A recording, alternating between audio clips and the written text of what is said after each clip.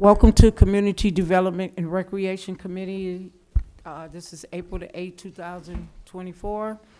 If you have any cell phones on, could you please put them on vibrate?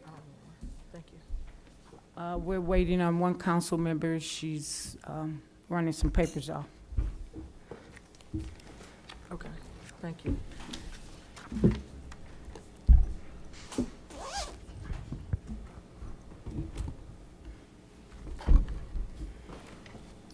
Okay, let me see. Where's she going?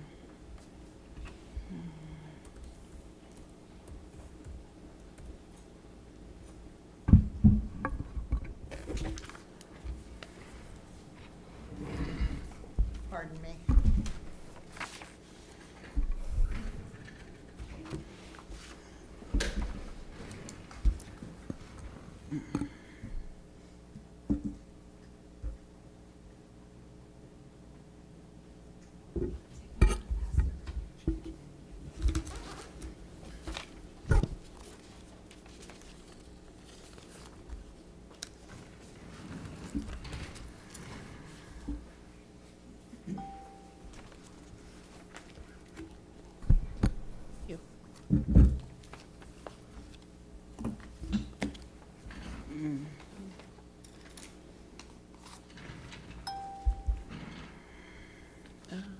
Turn my phone down. Okay.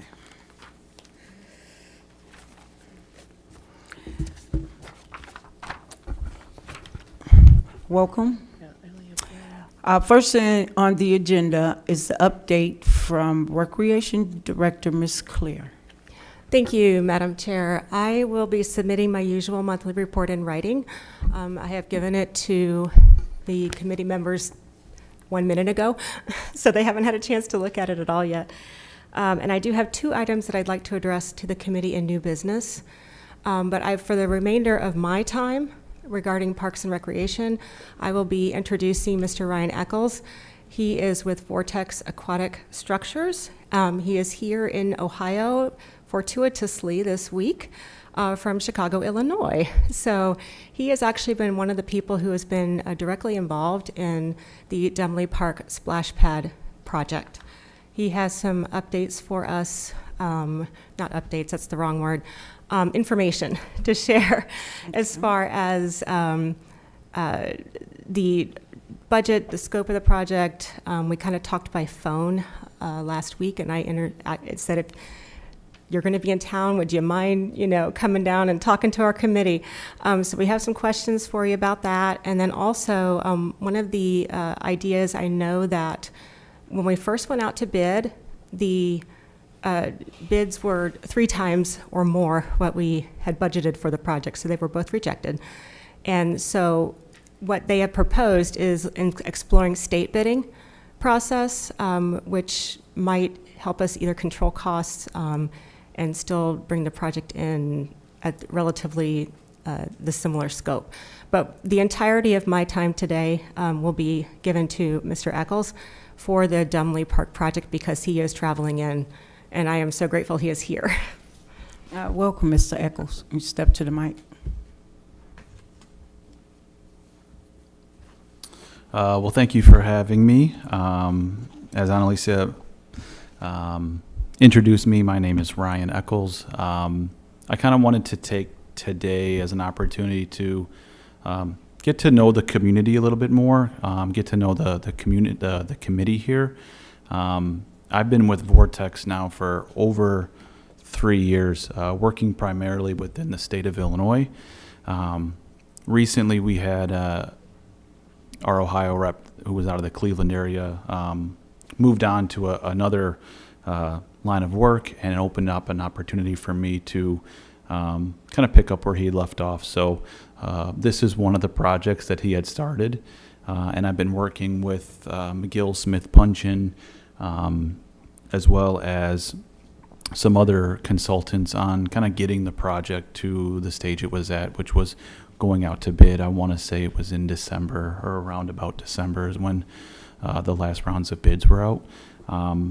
But to be very clear, I was very in the dark with kind of where it was at for I was just stepping into the role. So I've spent some time kind of adjusting and understanding this project entirely, and I kind of wanted to take today as an opportunity to just speak to you guys. Now, my biggest priority is to get this project in and at a number that you guys feel comfortable with. I have some ideas because as I look through the scope of work and the budget and what we're proposing for maybe what we see from a total project, I think there's some definite things that we might need to re-examine, and I think we can do that while still providing a very exciting, a very fun environment for families and children to play in. I'm going to ask Annalisa a question. I know that the project itself had a budget. Could you remind me of that once again? Yes, the planning budget that we received from our engineering firm before we went out to bid was between $250 and $275. And that is primarily for just the splash pad, correct? That was intended, my understanding was for the splash pad and the surrounding landscaping and things like that as well. Okay, but just in that. Just in that area, yes, the splash pad. There's no parking lots or Correct. The shelters. parking lot, in fact, the plumbing and infrastructure is already in place. So it would be the splash pad itself. I believe there's electrical work that still would need to be taken care of, but the plumbing and infrastructure is done. That's under the brand new parking lot. We actually doubled the capacity of the parking lot. And then also, it does not include the other play structures in the park, which were recently replaced in 2022. Okay, thank you for clarifying. With that in mind, the budget that she had laid out, when I heard that within the last few weeks, I immediately thought to myself, we've got to change kind of how we're looking at this. What Vortex is proposing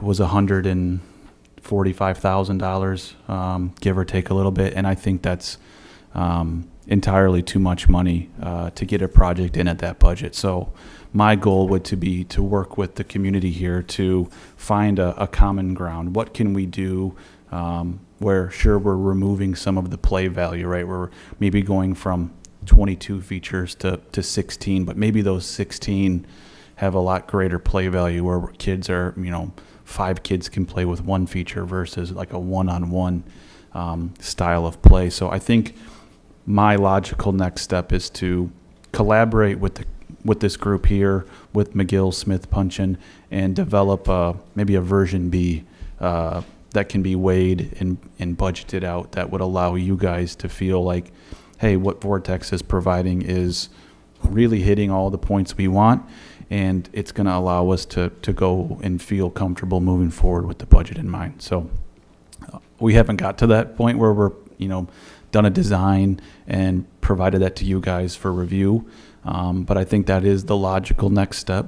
And when I do so, I'd be very much happy to have those conversations with you guys to see kind of what's important to you guys and what we maybe want to change throughout that design. Is there any questions that you guys have? I have. I'm sorry. So I know Ms. Clear mentioned that the scope is the splash pad and the landscape.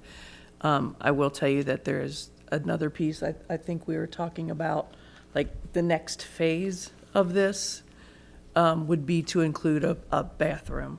And I know that wasn't in the first phase. So if you could, I think the bathroom is a critical piece. Others disagreed with me, but if you could maybe see how you could fit that into this, I think we need to know what that pricing would look like also. Absolutely. I think I can only really speak to the splash pad features and the water management system that would push the water out to the features. I know bathrooms are not cheap, especially whether it's a precast building or one that would be built on site. But I can definitely give some ideas of what that future cost would be. After talking to somebody, I'm not in a position that I could give a good number to that right now. But yeah, I think that's worth knowing now for future planning. One thing that I think is worth talking about and getting your guys' feedback on is phasing the project.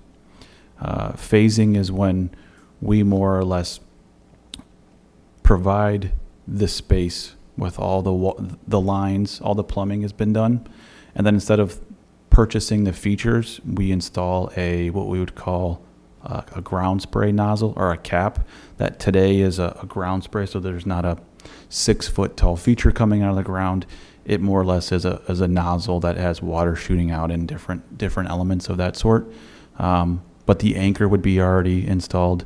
The lines have been installed, and maybe when future dollars are available, you would come in and just bolt a feature right on top of that. So that could be, hey, every year for the next 5 years, we might add another $10,000 worth of features to this space.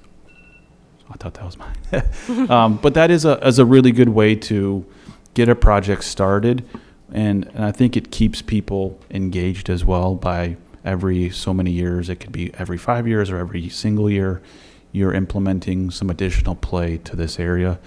But it allows you guys to start it, get kids outside playing. I think that's an option that's worth considering as well. Madam Chair, Ms. Alexander? you talked about you don't have a design yet.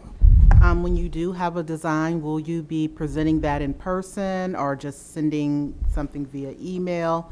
And do you have a timeline as to when that design, a rough draft Sure. will be in place? Yes. So we have a current design that we went out to bid with. The design that I was talking about, then you're referencing, would be an update to that design. For our designers to get an update done, it's roughly 2 weeks to re-render that, get updated 2D spray zones. I know these are terms that I'm aware of and it's hard, but it provides you guys like with the total GPM usage of the area, so the total flow, and that's roughly about a 2-week time frame. When it comes to presenting, because I don't live in Ohio, that doesn't mean I can't make a trip back over here. But the easiest way would be to either send it email and do a online Teams call with the board, whether it's a meeting like this or throughout the workday, or we schedule another time for myself to fly in and have that meeting together. All right. Madam Chairwoman? Mr. Davis? Yes. Now, is there a catalog, or is there somewhere where we'd be able to see the potential features, like what's being planned to be put in the park, and what can be built in, like what a phase 1 would look like, what a phase 2 would look like, and so on and so forth? Madam Chair, if I may, I'm so sorry. I don't mean to answer for you, but a lot of the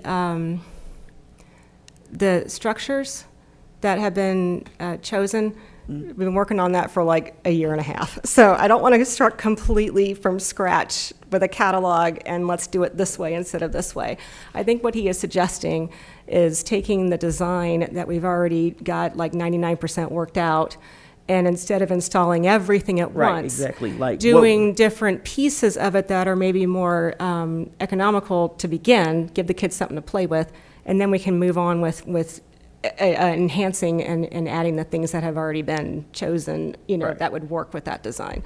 Understood. I believe we're generally saying the same thing. I'm just asking, like, okay, what would a first phase look like? What would a second phase look like to be updated by season, by year, and so forth? Yeah, I think a lot of that would be budget driven. I would go initially and try to figure out a way to get us to a number that I feel like would be in an area that would work with the given budget, and that might be a removal of 4 features. I don't have a screen to project the design on. There is a significant amount of features in kind of a small area, which is great, but also I think it allows us to subtract some without really losing a ton of play value.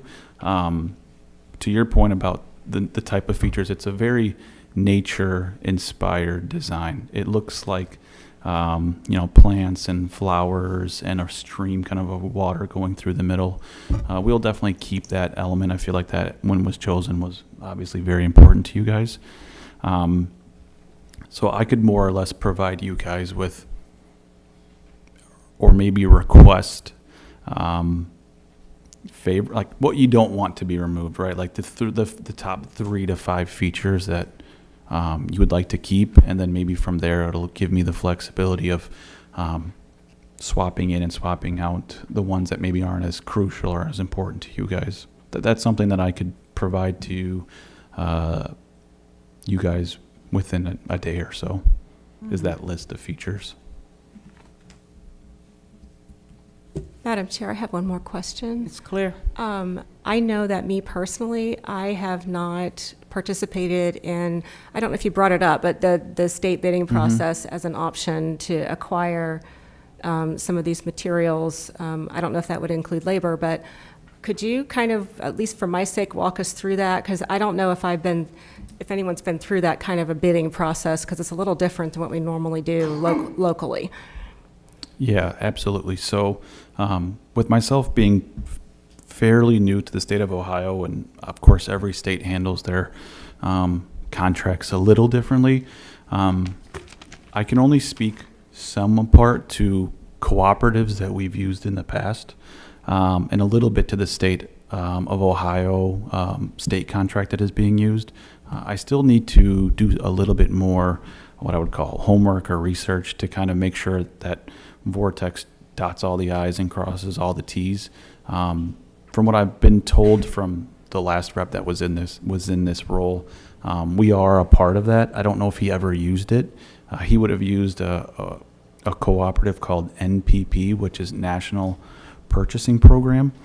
And what that is a state bid process that has deemed Vortex to be meeting of quality, of standards, of everything that they would require, and then they would more or less approve on value. It's not always approved on price.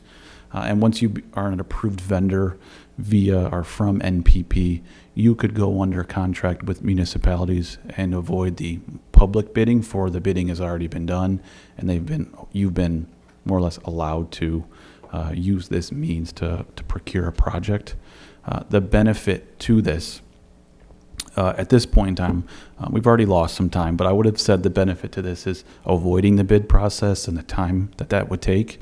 But again, we would avoid a future bidding process, and there would be some cost savings that would go with moving forward with this. For our pricing with NPP is an agreed upon price to give you guys a small discount for the project. So there are some definite benefits by doing this.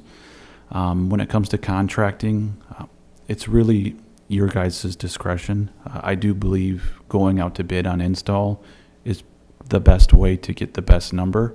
I think we just need to maybe refine the scope and refine what we're producing to the project. If that is not what you guys would like to do, we have the ability to take an installer's number and put it under our contract and have one contract where Vortex is holding paper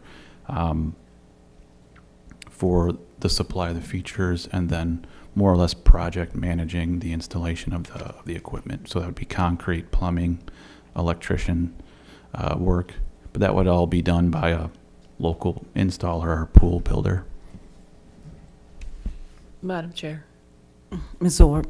I'm sorry, I just need to clarify. So if the installation part gets put under your bid, you would then manage that installation, or the city still manages it?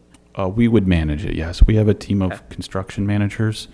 Vortex is not a construction company, but we have a group of project managers and a construction manager that would work with said installer and detail the scope out. They would walk through every line item and make sure that they're, one, aware of it, and two, the number that they're providing is accounting for that. Typically how I like to work in situations like this is bring all three parties involved, your team, us, and an installer, for if there was any work that the community or the city or the village could do themselves and kind of remove some scope.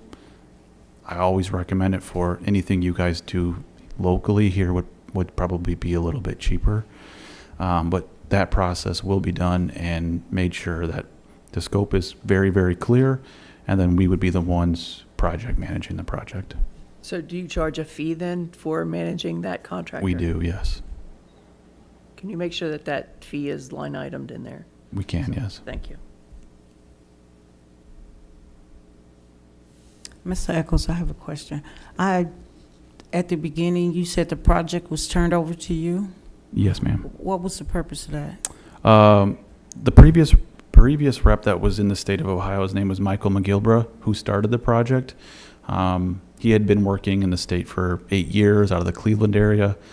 He had left Vortex August of 2023, and for 6 or 7 months, this is probably too much information, we tried finding his replacement with no luck. And I threw my hat in the ring January of this year, and it got green lighted. So therefore, the last 2.5 months, I've been driving, flying in and out of the state for about a week at a time, meeting with different cities and consultants to try to catch back up to speed, but then also just get more ingrained within the state of Ohio. So that's a little bit of the background on how I ended up from Chicago to here today.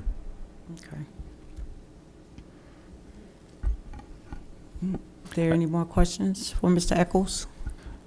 I think the biggest thing that I want to get across is this is a group effort.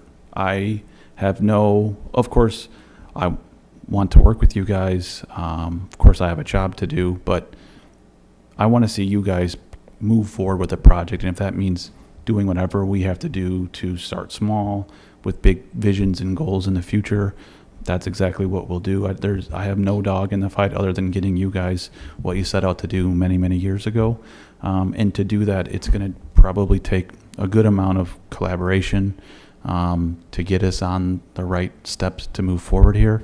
And I would just ask that, I guess, do you guys have an updated timeline or a ideal timeline now? Yesterday. Yesterday. June 1st. No, I'm just kidding. Don't record that. We had initially hoped that the original bidding process would have been more successful. Sure. In which case we probably would already have shovels in the ground. Just as soon as we can, feasibly get moving on this forward, would be, the sooner the better. And I know that doesn't really help you. You've got other projects that you've got to kind of fit in here.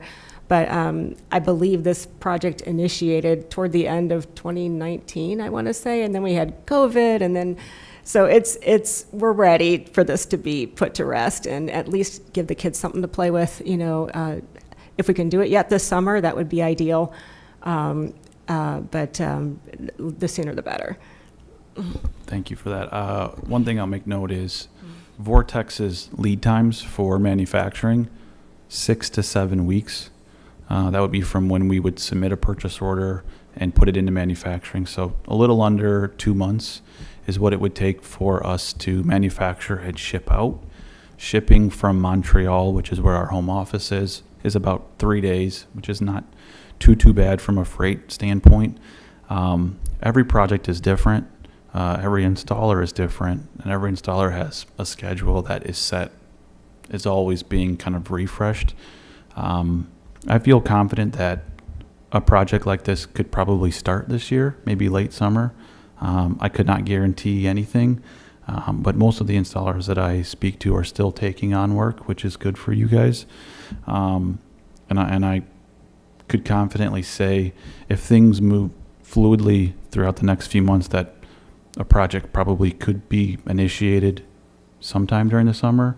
And with the beauty of a splash pad is it's not a pool and can stay open far longer than a traditional pool could. So depending on weather, you could get a month, 6 weeks, 2 months worth of usage out of it as long as you guys are comfortable leaving it open in 60, 70 degree weather. So I still think there is an opportunity to get something. It just depends on how quickly we can move kind of through the next steps. Madam Chair. Ms. Orr. as you were talking, another question popped into my head, I'm sorry. Like, what is the maintenance, like the winterization? Like, do the widgets get, like, do we take them off and store them somewhere? Do they stay there? Or how does that part work? Good Like, question. So we're a Canadian-based company. That's where we originated.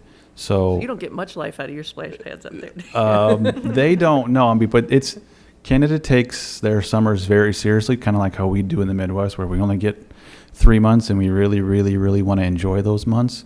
But everything that we do is tested through Canadian winters. So all of our anchors, all of our features are all stainless steel, all powder coated.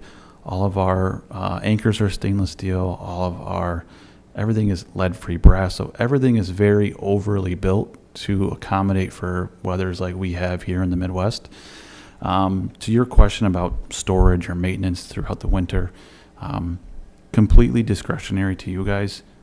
I don't recommend taking them off, but some people do because they want to take them to their storage facility just to take them out of the elements. We supply you guys with winter caps that would go in lieu of that to kind of keep the rainwater or melting snow out of that.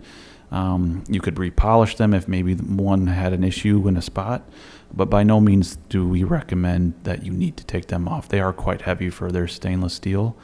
For winterization purposes, you guys are using a water to waste system. So you're using city tap water to push through the lines. Because of that, there's very, very minimal maintenance. The only maintenance that I would want to bring to light is a startup in the spring. So you're just making sure the water is running, and then in the fall when you're winterizing, you're basically unscrewing the solenoid valve or opening it, letting the water drain out, and leaving that drain open all throughout winter. Some people like to pour in antifreeze down the lines. That's completely fine. And then that's really it. There's very minimal maintenance for we're not using any motors, any sand filters, any pumps. Go on. Madam Chair. Mr. Watt? So it's basically cared for like a fire hydrant. Yeah, more or less. It's it uses the city pressure, so this the PSI. I assume that conversation's been had long before I started here. But typically city pressure is 35 to 50 PSI. That is more than enough to push that water all the way to our manifold. And then from there, our manifold would send it in individual lines out to each feature. And that's how the water would reach each feature. So there's no chemicals. It's just city water. Thank you. Yep. Good. Any more questions from Mr. Eccles? This has been extremely informative, thank you. Yeah. Ms. Dukestein? So you don't have any chemicals and it's just city water? I'm assuming that's what we need. I mean, we're gonna have piers. So does it wash where it's supposed to go? Yeah, so we slope concrete at 1% to 2%, which is ADA, and allows for ADA accessibility. If this were a recirculation system, everything would be sloping down towards the drain, and then it would go back to the reservoir tank and then treated with chemicals to then clean. But because the water is not being recirculated, yes, a kid could in theory go to the bathroom on the splash pad. That water will be, washed away down the drain and then out to sanitary or sewer, wherever you guys are sending it. So that water will not ever be brought back through the lines without going through your guys' wastewater treatment facilities. So, Mr. Eccles, that means no chlorine used? Correct. So it's just flushing through. Okay. Any more questions from Mr. Eccles? I'm going to leave maybe a stack of business cards here for you guys all. Please don't hesitate to reach out to me. Text me, call me, email me. This will probably be a bit of a group effort to get this where we want it to be, but that's exactly what I want. I like feedback. I like community involvement because it's your guys' project at the end of the day, and I want to make sure that I'm hitting all the points that you guys want me to hit. So I encourage you guys to reach out maybe when I present maybe the version B that I will get over to you in the next coming weeks. Thank you. Thank Yeah, you, thank and you. welcome to Ohio. And we are looking forward Thank to you, this sir. splash pad just as much as you are. Absolutely. Is this, I should have looked this up. Would this be your first one in the community? Yes. Yes. So it's a big deal. So we're excited. It's worth being excited for. Mhm. Awesome. Thank you all. Thank you. Thank you. Thank you.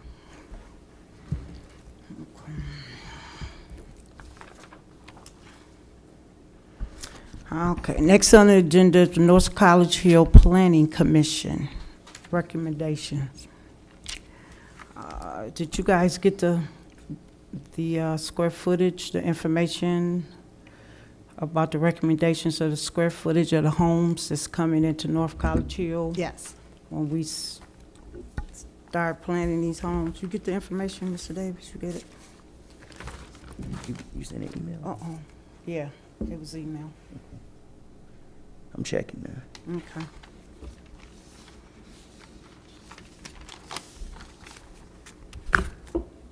Madam Chair. Ms. Orr? So I did read the document, and I was a little baffled as to why the Planning Commission would make a recommendation and within the same document put a suggestion of appeals in there. Yeah, I feel like you're talking out of both sides of your mouth. So do we want to set a standard, or do we want to set a standard for appeals? I'm curious. Right, I seen that, so I'm a read number 2 to catch the people up on what we're about to talk about.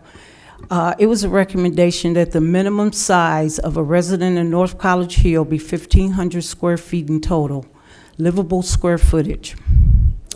However, we also recommend that any legislation include that any applicant wishing to build a structure of less square footage can appeal this provision by making application to the North College Hill Board of Zoning Appeals. So,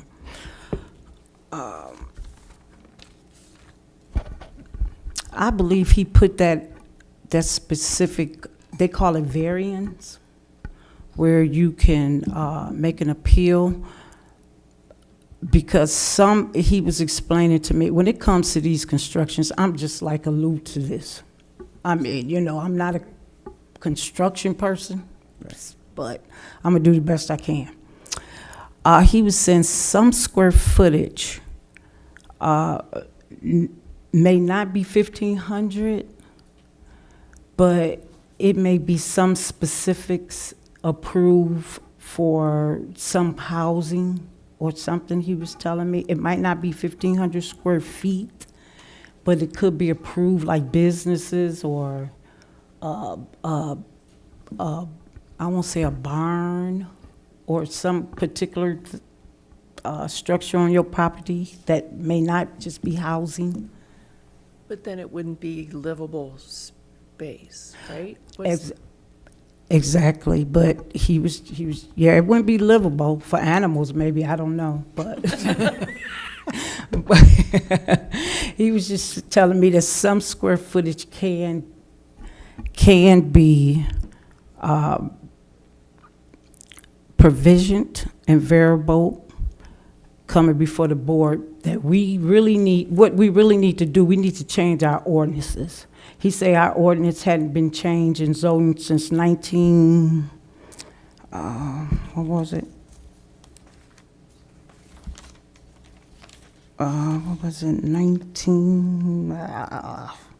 like 1972. So, that needs to be updated first. And it should be revisited, let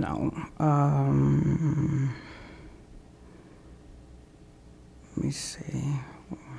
I asked him to come speak about it today, because like I said, when it comes to this construction, it's like I'm allude to this.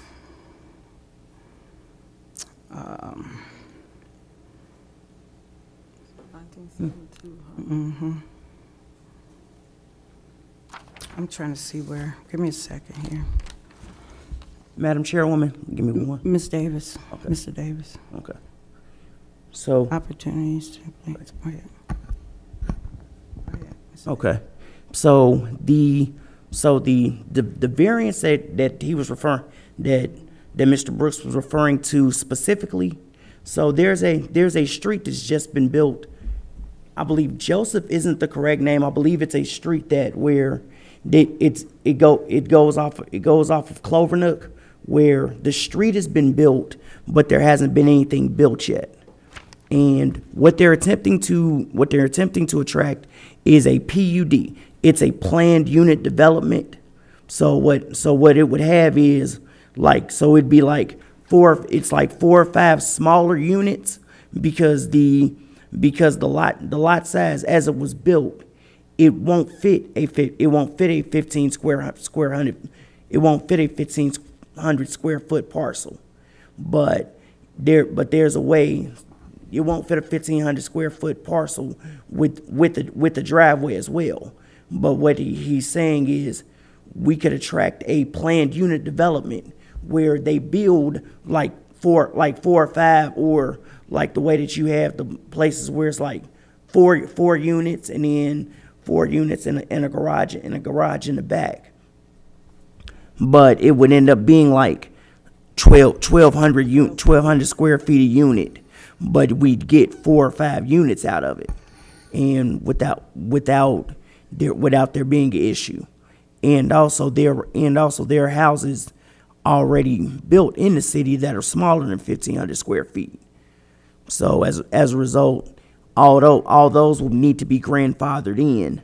But that's what the variances for, or the appeals would be for. Okay. Thank you, Mr. Davis.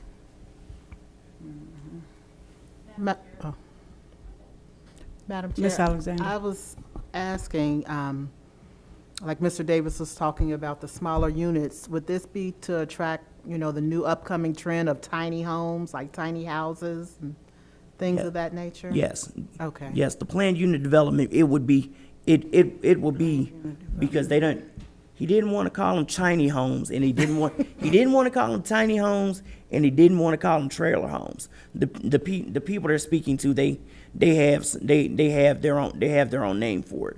Okay. But it would be like it'd be like four or five of them, and then they share like the fifth spot. The fifth spot would be where they all park their cars at. Okay, the lot. Okay, with no garage. Right. Okay. Ms. Dukestein? I just want to make sure, You're gonna have to go to a microphone. as a Resident. member, I'm not a part of this one. But nobody can hear you. You got to follow the rules. I do, it's fine, I'm gonna follow it.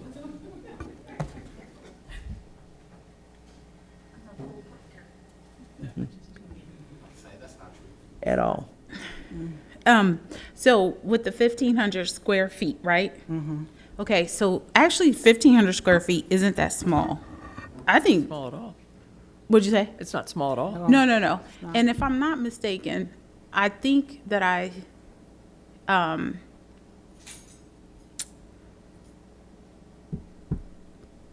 former Mayor Brooks talked about this housing model that came out of Germany, and it has so many benefits to not just the units that we would be able to do, but it would help increase population. And there's a study or a trend of younger individuals, more professional, that are trending to this. They want a sense of like community. So it yields like dog parks. And the idea is to build up and not out, which is kind of like, I guess, our generation. I'll say our because we're younger, but not that younger. We're used to like bigger, better, wider, and this kind of yields up and conformed and creates more of a sense of community, which I guess I just wanted to say that or deposit that in this meeting because we have to kind of look forward to try to make sure we're attracting the diversity that we want. And that's all. Okay. Thank you, Ms. Dukestein. Madam Chair. Ms. Orr? The other thing that I'd like to point out, though, is the comprehensive plan folks, some of the feedback they had received was that this city does not have the larger houses. So, like, you buy what's considered a starter home, and then you have 2 kids or 3 kids. Well, now the house isn't big enough and you need a bigger house to move into, but you really like North College Hill. You don't want to move out of North College Hill, but there's not the housing stock isn't there for you to stay within North College Hill. And I think that was also part of the premise for the 1,500 square foot, so that there are bigger houses for people that want to stay, but they have their family is growing up, and they can't have all the kids in the same bedroom. Oh, that's a great idea. Sort of an upgrade.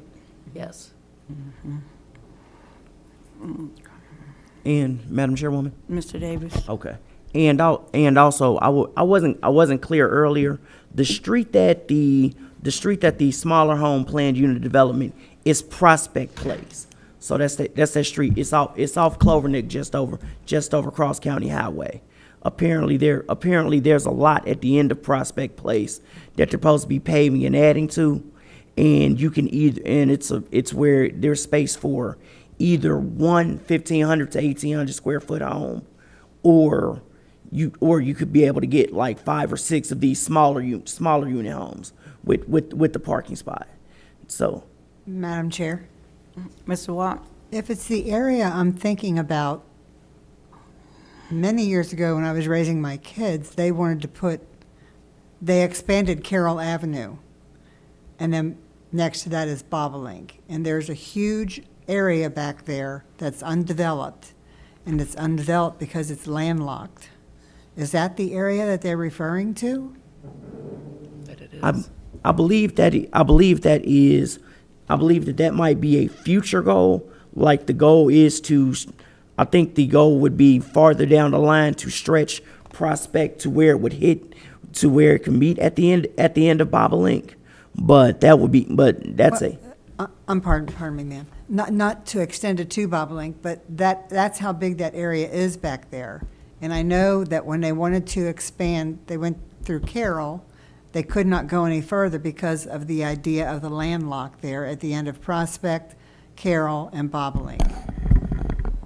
Madam Chair, Ms. Nichols? I'm sorry, I do believe the area that Mr. Davis is referring to, and Ms. DeWatt, I believe, it's owned by different individuals.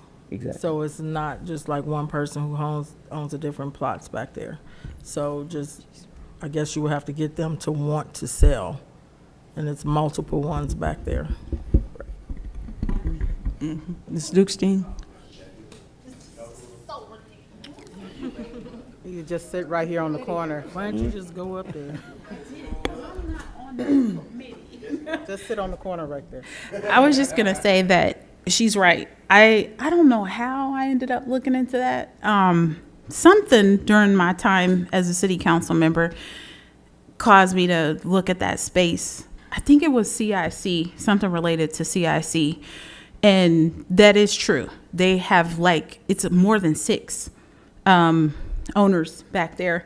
And so in retrospect to urban planning, it just takes a really long time because you have to negotiate, get all of those individuals that are back there to sell. But what I will say in addition is just a piece of information. None of that area back there is there's no electricity lines. Nope. There's no plumbing lines. Storage. There's no sewage. So It's completely, I'm sorry, Madam It's- Chair. It's completely undeveloped. absolutely. Okay. But that's still a good space. It's just gonna cost. That's it. Madam Chair, Ms. Orr? and to be clear, the city is not looking at purchasing this property. No. Okay. No. Perfect. So, I don't know why we have to consider that as part of this. And I mean, everything. it sounds like that could ultimately come into play, but that has nothing to do with this recommendation from the planning commission. So we either want to do this or we don't want to do this. And you have to understand that everything that we're talking about has to go through, it's going through all the committees, CIC, zoning, ordinance, and the council. This recommendation is? I'm sorry. Yes, I this didn't follow. 1,500 recommendation, it's going through CIC, zoning, CIC zoning, code enforcement. So what I think I'm hearing then is we're not at the stage where this committee would ask the law director to write up legislation yet, because we still need No. other committees' Yes. input. Yes. perfect. I'm bringing it out here early because, Thank you. you know, time is of essence Sure. with this city, so we can get things done. Yeah, I misunderstood Oh, yeah. the catalyst of what we were doing here, so I apologize. I thought this was to bring it to legislation. I didn't realize there were other committees that still had to look at this. But what we do need to bring to legislation is,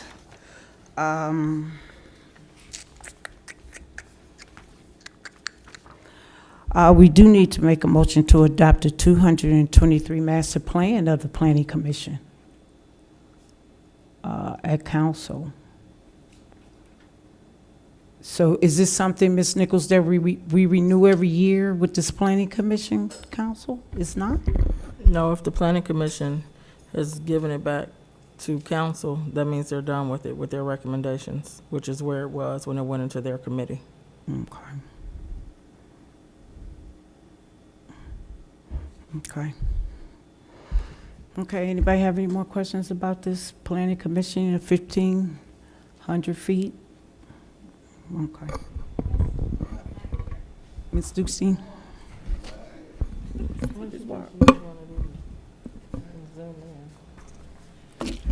So my question is, outside of that, aren't we supposed to be like reviewing the entirety of the plan? I think we were talking about that. I just want to make sure that we are understanding the task is to review the entire plan, because once it moves to council floor and we vote on it, we're saying we're adopting that. So I just want to make sure that we all have had an opportunity to talk about, review, and kind of understand where we stand. And please understand, I don't normally come to this committee, so my thoughts are just kind of making sure that's where we are, but I don't know what you guys have discussed previously. This was sent to Ms. Iki. This was like way in March, not March, I'm sorry, I think it was March. Yeah, this was like March 13th. So it just got to me to put on the committee. So I can speak with Mr. Brooks to send those plans to us so we can review them. Okay, then my comment would be, we should consider the whole entirety of it, go through it layer by layer. It's not something we're gonna do or implement overnight. We need to go through it to make sure that we're comfortable and have feedback for that group, so that if there are spaces where we're not comfortable, then we can have earnest conversations about that. Of course, and that's why I say it's going through CIC, it's going through the council. Madam, I'm sorry. Ms. Nichols? Are those recommendations, are there recommendations attached to what Mr. Brooks apparently sent Ms. Iki? And then he forwarded it to you? Yes. Okay. So when you're saying that it needs to go through CIC, and what other committees did you say? He says zoning, CIC. Okay, ordinance so committee. those are his recommendations? Yes. After the planning commission has looked at it? Because I do know that they did come out to CIC to discuss the plan. And So I'm just trying to get clarity. And I was going to the meeting to get clarity last week, and it was canceled. Okay. So, and it was canceled. So I'm just trying to see if there were recommendations attached to what he sent you.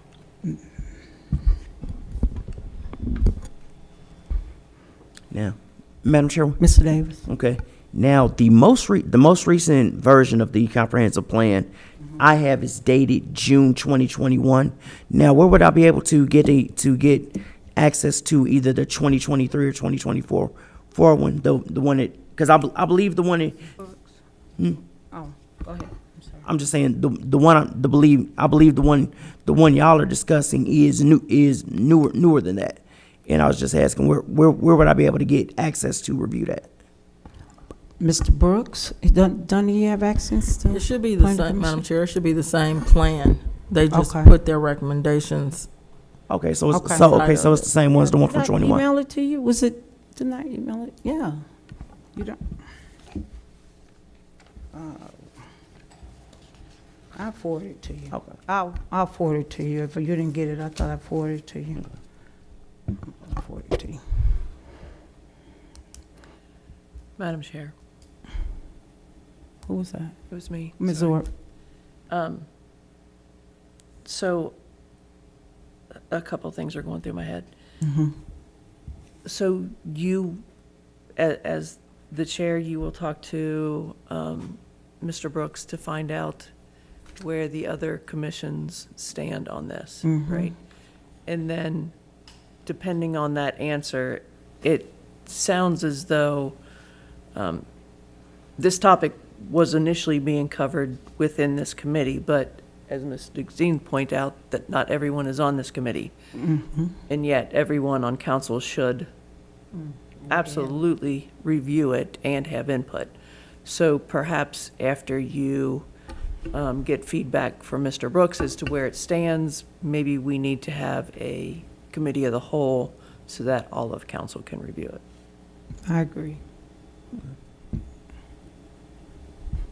Okay, I get that information from Ms. Brooks, and maybe I have Dan Hinkle, he's the developer that came up with a lot of this information with Mr. Brooks. He can come speak. Or, like I said, I went to the meeting last week, and it was canceled to bring back more information, and it was canceled. Madam Chair, Ms. Dustin? I guess for me, just giving thought to it as it's the first time I'm kind of coming across this, I haven't seen the comprehensive plan and how this fits in it. Like, can we, when we do this, can you send both the final comprehensive plan out and this so we can see how they gel? Does anybody know if this planning commission has anything to do with that piece of it, or is it just two separate things? I guess my thoughts are long-term, because we have to decipher. There's a couple housing initiatives going on out in the comprehensive plan. I know that there was some talk around the land where Center for the Blind is. There was talk about the land where the old municipal building or the municipal building sits currently. And so when you're thinking about all of that, that's a lot of moving pieces. And I just wanted to make sure that it's all kind of housed in one place, or is it like separate little projects? I'll bring it to their attention and Madam Chair. make sure it's Ms. Orr. I didn't mean Go to cut you ahead. off. Go ahead. Oh, so I kind of think where Ms. Dukestein's going is, are you combining the 1,500 square feet and the comprehensive plan? Because I think those are two very different items. Because the Yes. 1,500 square feet is code, AKA law. The comprehensive plan is a suggestion of an idea, a strategy. One is fact and one is fiction, for lack of a better term. The 1,500 Absolutely, square but I feet is guess- fact. The 1,500 square feet, that law, those things around building ordinances and codes will dictate how some of those plans are mapped out. And so I was just trying to understand. And that's probably what- why he mentioned the whole appeal process within it. So there's a way around it if it passes through all of the BZA has to approve the variance in order to allow something smaller than the 1,500 square foot. Absolutely. So I guess where I'm thinking is long, like, I feel like because we as council, Marjorie, did a really good job of making sure that we got the comprehensive plan in lieu.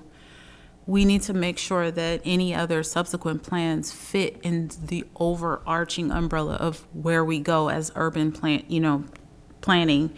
We per se are not urban planners, but we should be thinking about how this is going to fit in the overall plans, things that are not competing or projects that are not repeating themselves, not competing and not repeating.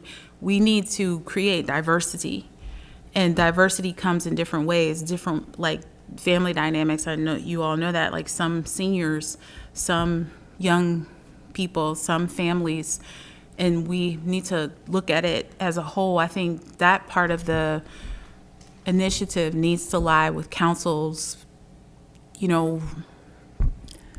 of organization of thought. How long have this comprehensive plan been going on? How long has this been implemented into the? It's at least 2.5 years in lieu, I think, Okay. right? Okay. Okay. I don't know.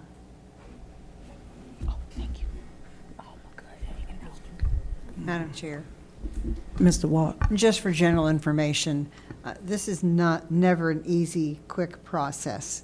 There's a lot of information, a lot of suggestions. It's not a snap decision. And then once we do agree on what the city should move forward on, then that's a 20 or 25-year plan. So we're not going to see something Right. tomorrow. Okay. But yeah. And I'm sorry, Madam Chair. Ms. Dukestein? And I wholeheartedly agree with that. So I feel like the time, not that I don't want to slow anything down. That's never my objective. But I do think the time up front to really think about this is worth it, because once the ball gets rolling, that's the easier part of it. I feel like we just need to kind of look at, and I personally also just want to weigh in heavily that I think the mayor's vision for the city has to weigh in here as well, because right now we're under that tutelage and making sure that visions are kind of making manifest over the next few years as we put things in place. I mean, we are at the precipice of some really good things, and I want to get it right. Absolutely. Okay. Thank you, Ms. Dukestein. Okay. Is it about the agenda? It is about the agenda. Thank you. So just a quick question, a lot of discussion, a lot of healthy discussion. Kathy Currington, Devonwood Drive. Has anyone, I speak very loudly, has anyone had any conversations with our neighbors next door in College Hill about the planning? College Hill is super thriving. Yeah. We And don't it wanna be did not left take them behind. 20 to 25 years. Ma- I'm Madam, just curious. Madam Chair, It's the city of Cincinnati. However, if you look at some of the things that are happening in College Hill, it's not happening in every neighborhood. I'm just wondering if we've been able to tap into our next door neighbors and partner with them on some initiatives. Ms. Curry, I did speak with some College Hill people, and some people here saying it's Cincinnati and it's not, but I did speak with some College Hill people in the community, and a lot of them got together and they told me it started out with the citizens, that it started off with a few citizens getting together, and they were sick and tired of seeing what they saw, and they cleaned their buildings. They made it appealing to developers, because developers want to come in a community that's pleasing to the eye. So that's where it began with the citizens of North College Hill. So they made it appealing. They took upon themselves to buy buildings that were vacant. They power washed them, cleaned them up, made sure the windows were clean, and they planted their flowers, and they, you know, and then they kind of took it from there. That's part of the reason it took off. Go ahead, I just send it to the mic. Madam Chair, I would also like to They point also out. tapped into some resources. I know the time is like, way past 4 minutes. They also tapped into some resources and some grants. Okay. A lot of what you see, the speed bumps, that's a grant. So I'm just letting you know, Oh. they actually have received funding, not from taxpayers, but from private donors through a grant. So. Madam Chair, Thank you, if I Ms. may. Clear. Ms. Clear. The organization who has helped spearhead a lot of that in College Hill is a nonprofit, separate organization from the city of Cincinnati. That is a different, it's not a government-run project. For the traffic So I'm just going to point that out. For the traffic calming part. For Kirch, Sure, they're a whole separate entity. But the other thing is, I was curious, and I this is your meeting, I don't mean to rush you, but will we have time to get to new business? I just have one what little time thing is that it? I wanted to bring up. Oh, 7:32. I apologize. I know this is your meeting. I just wanted to know if we were going to have time for that before we adjourn. Yeah, if we move along, what's next on the agenda? Let me see, planning, anybody have any old business? I have some old business. I have, the welcome letter. I have a date for it, and that date, I will start, knocking on doors will be May 18th. So welcoming new residents and letting them know what's going on in the neighborhood. That'll be May 8th. And we had some old business with the food trucks that we're going to update some ordinances. And is there something else, Ms. Zorb, that you want to bring up about the food truck? We have a little bit on time It needs to restraint. be updated and then. Yeah, things need to be updated with the food trucks and enforced. Any new business? Yes, Madam Chair. Apologies. Ms. Clear. Just really quickly, I was able, the printer was not cooperating with me when I was trying to make copies before this meeting. But if it pleases the committee, I had I have a new section in my report for proposed legislative action because there's a lot of recreation things that are in my brain. And so one of the things was the food truck ordinance, which you've mentioned. A new business would be, I'd like for this committee to consider recommending the repeal of the yard sale permit.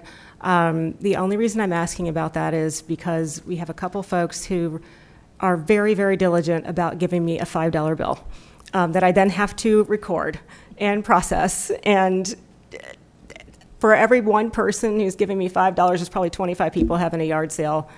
I just wanted the committee to consider that. It's an administrative issue for $5. I just want to point that out.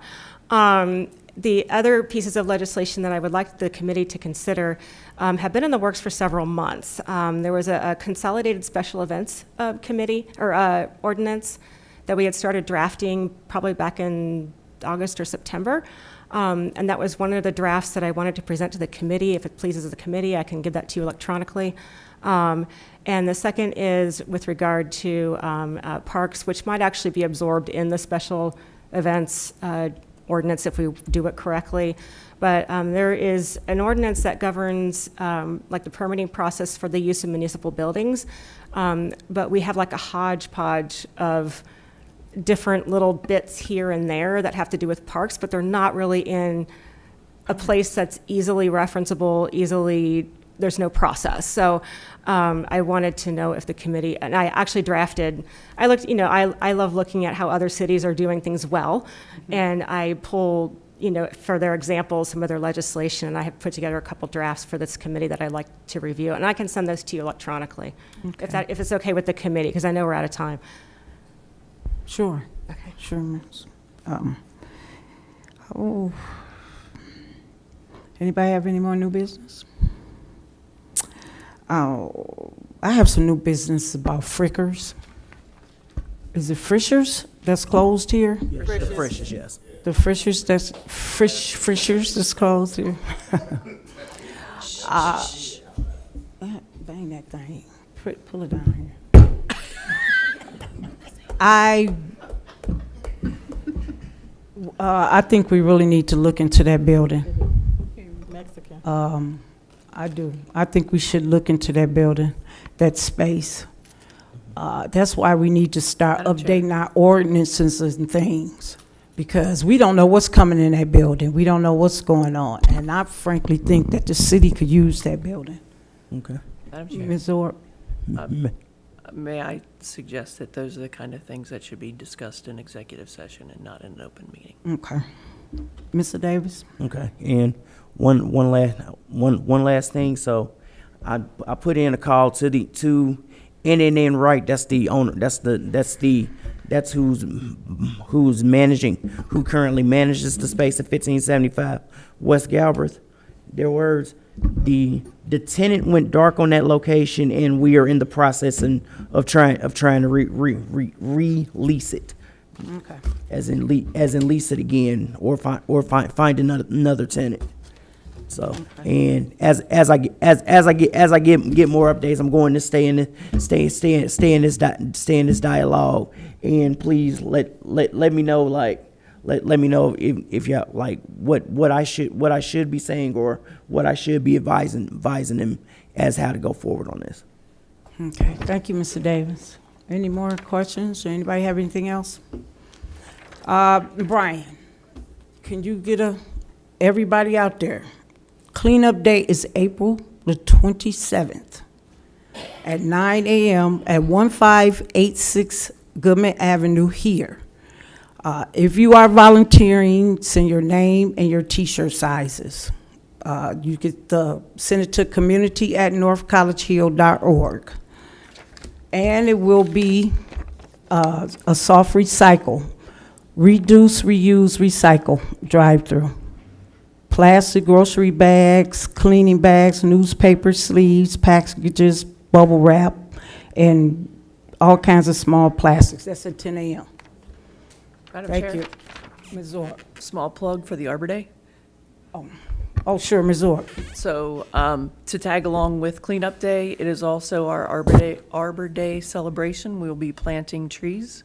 Please come out and help dig holes and make the city greener. Watch North College Hill grow. And it takes a citizen, it takes a village, Right and here, let's the do same better. building. Let's do better, get involved. Ms. Clear? You have something? Oh, no, I'm good. Okay. Okay, I have his business cards. I'm just going to leave him here on the corner of this table. meeting adjourned at 7:39.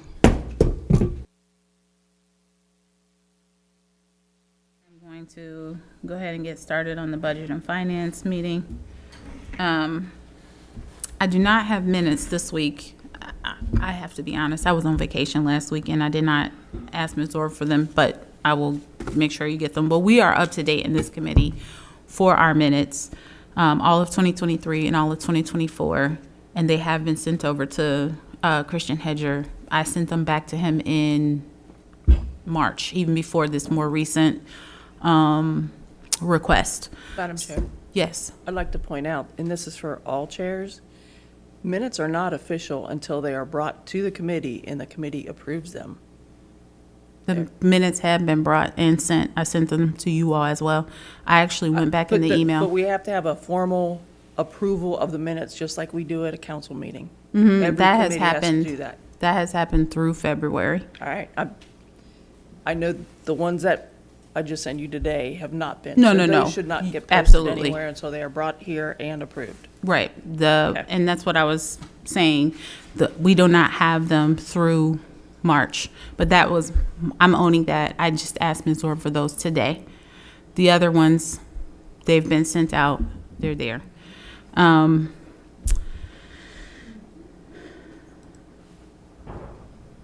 So we do not have minutes for today. Then there is the first thing on the agenda is the 2024 salary ordinance. So I spoke with Mayor Nichols about the salary ordinance. The last that it stood was emailed to Ms. Icky with the corrections, and in the timing, we've had lots of changes. And due to that, it has not had the opportunity to be updated. So we're working on it. All the communication has gone out. there were a couple of problems with the one that we did get. And it was just some of the salaries were not what they should have been per the updates from the prior year. And then some of the positions were changing from part-time to full-time. There were lots of little small things that we were still discussing to kind of get it up to speed. It's a work in progress. We are delayed on it. However, we were working on it. So that will be, we're still working on it. And given all of the changes, I apologize to those that it is impacting out loud, but we're working on it. Madam Chair, Yes. if you would not mind resending it, the attachment was not included in the email you sent today. Okay, sorry about that.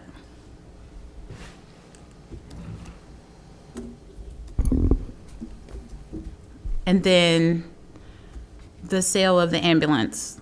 So I put this on here because I was reading through my email. I had a ton of email that I came back to, but I wanted to make sure that we talked about this. I believe that the sale of the ambulance was supposed to be $12,000, but it ended up selling to Mount Healthy for $15,000. And we already went through that legislation. That's correct. And I can remove this from the agenda, correct? Madam Chair, Yes. I thought it was 15,000. Yes. Okay, perfect.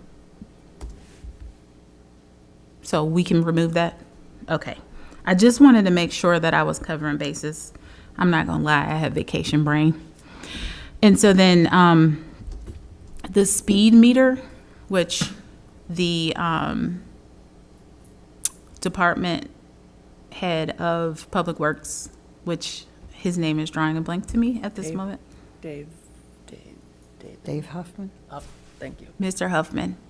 First of all, he's great. And secondly, he sent to, I believe, all of council the estimate on the speed meter that he, okay. Well, he sent us let me make sure. It was a speed and traffic counter. I don't recall seeing that. Okay. He did not send it to everyone. He just sent it to me. Sorry, people. I'm going to send it to you right now. But he gave us the cost because he volunteered to do that for us because he was making reference to something that he had done at Mount Healthy. And I'm going to just read out loud some of the things it has. I did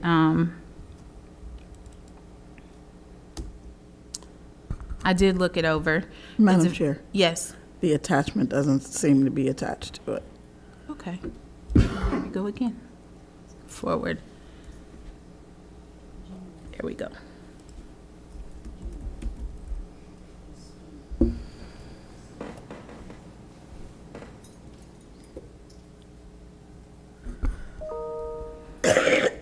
I missed the projector from the old building because I could have put it up here so that we could talk about it. But it's pretty standard. The estimated costs he has, it breaks down into 5 different pieces of equipment that we would need. So the rough total is about $2,000 for all the pieces that we would need to do it. And he said that you can remove it and place it from one spot to another. And it's very durable. I don't know if you guys remember him talking about Price again, I'm sorry, I missed it for the minutes. it. 2,000 Thank you. roughly. Thank you.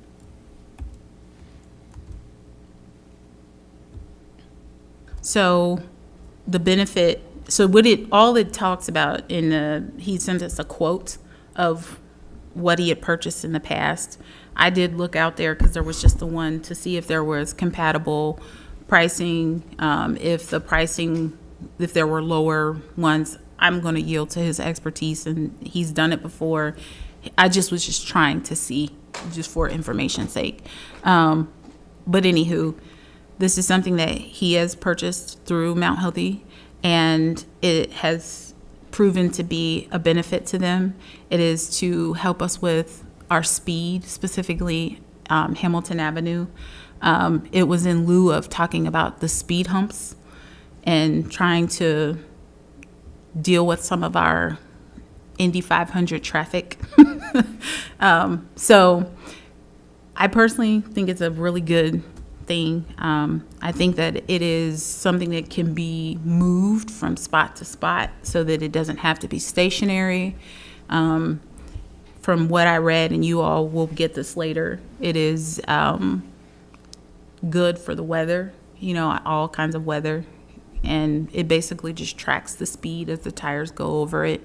And it helps, the printouts could help for North College Hill Police to be able to kind of sit in those areas and what times of day. It's just a traffic thing, but the reason it's in this committee is because of the cost associated. So if you all are happy and feeling like this is something that we want to do, it is a very low cost investment to solve a big issue that we have. I see your hand. Just yell out, Madam Chair. Can you go to the lectern too? I'm sorry. We have to hear you. They made me do it too.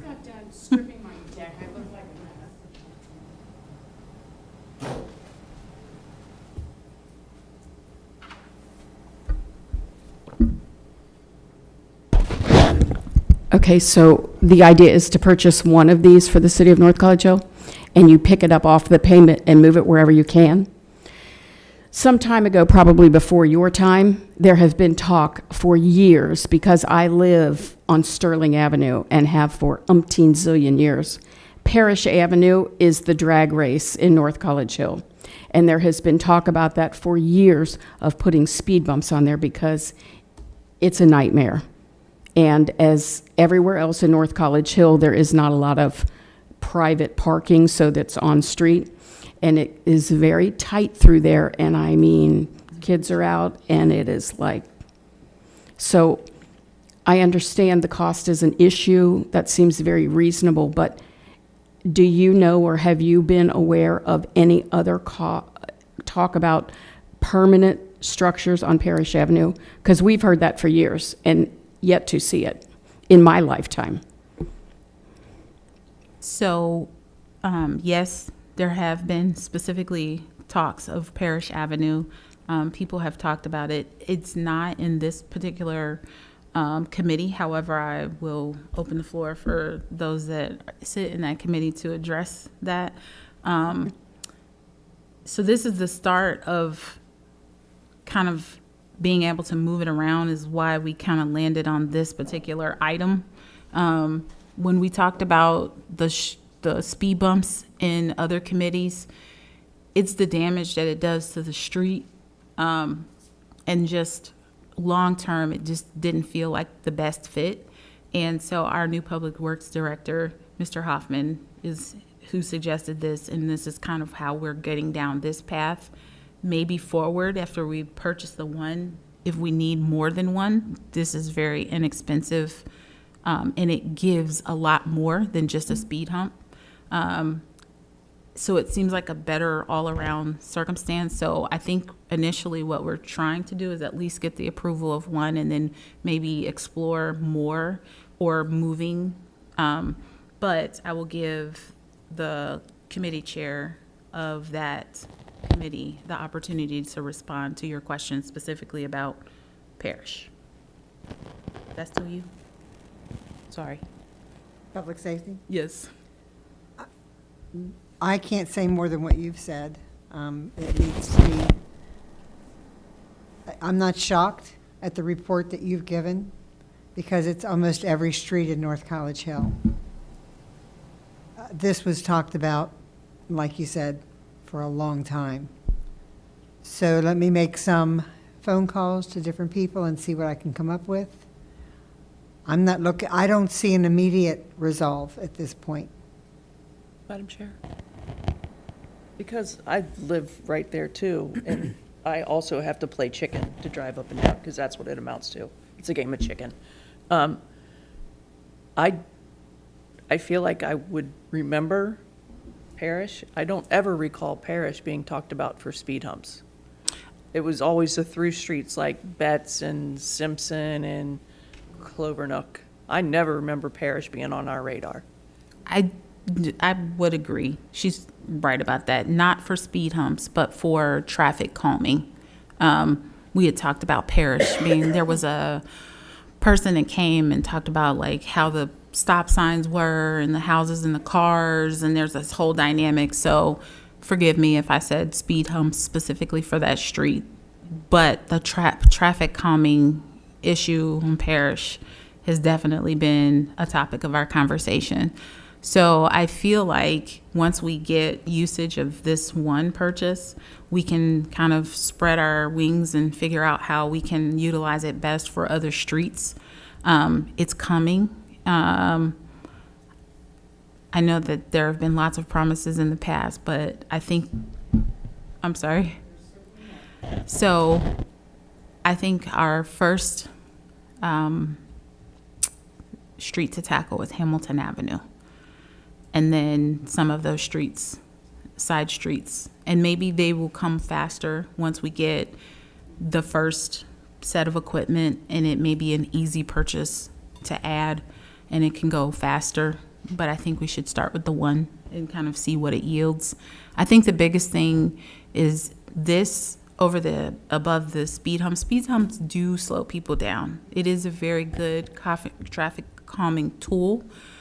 This actually gives the police an opportunity to kind of go out and look and read what times of day are people coming the fastest past there. And so on those side streets, when they actually damage the street to put the temporary speed humps there, if they're only getting extremely fast traffic at certain times of the day, it might be a better use of our resources to have a police officer sit there and kind of man that, as opposed to like a permanent structure as a speed hump. Madam Chair, Yes. do we know if we have the police buy-in on this? Because otherwise this is, I mean, if they're not going to, I mean, Well, I haven't seen them run radar, I'll call run radar on, because when you come down Hamilton Hill, people are doing 45, 50 in that 25. And there used to be a cop that would sit in the dry cleaner all the time. And I haven't seen him in, I'm going to say, over a year. So my point in saying that is, and I'm not trying to put anybody on blast, but if the police aren't going to go and look at that information and go and run radar at those particular times, this is futile.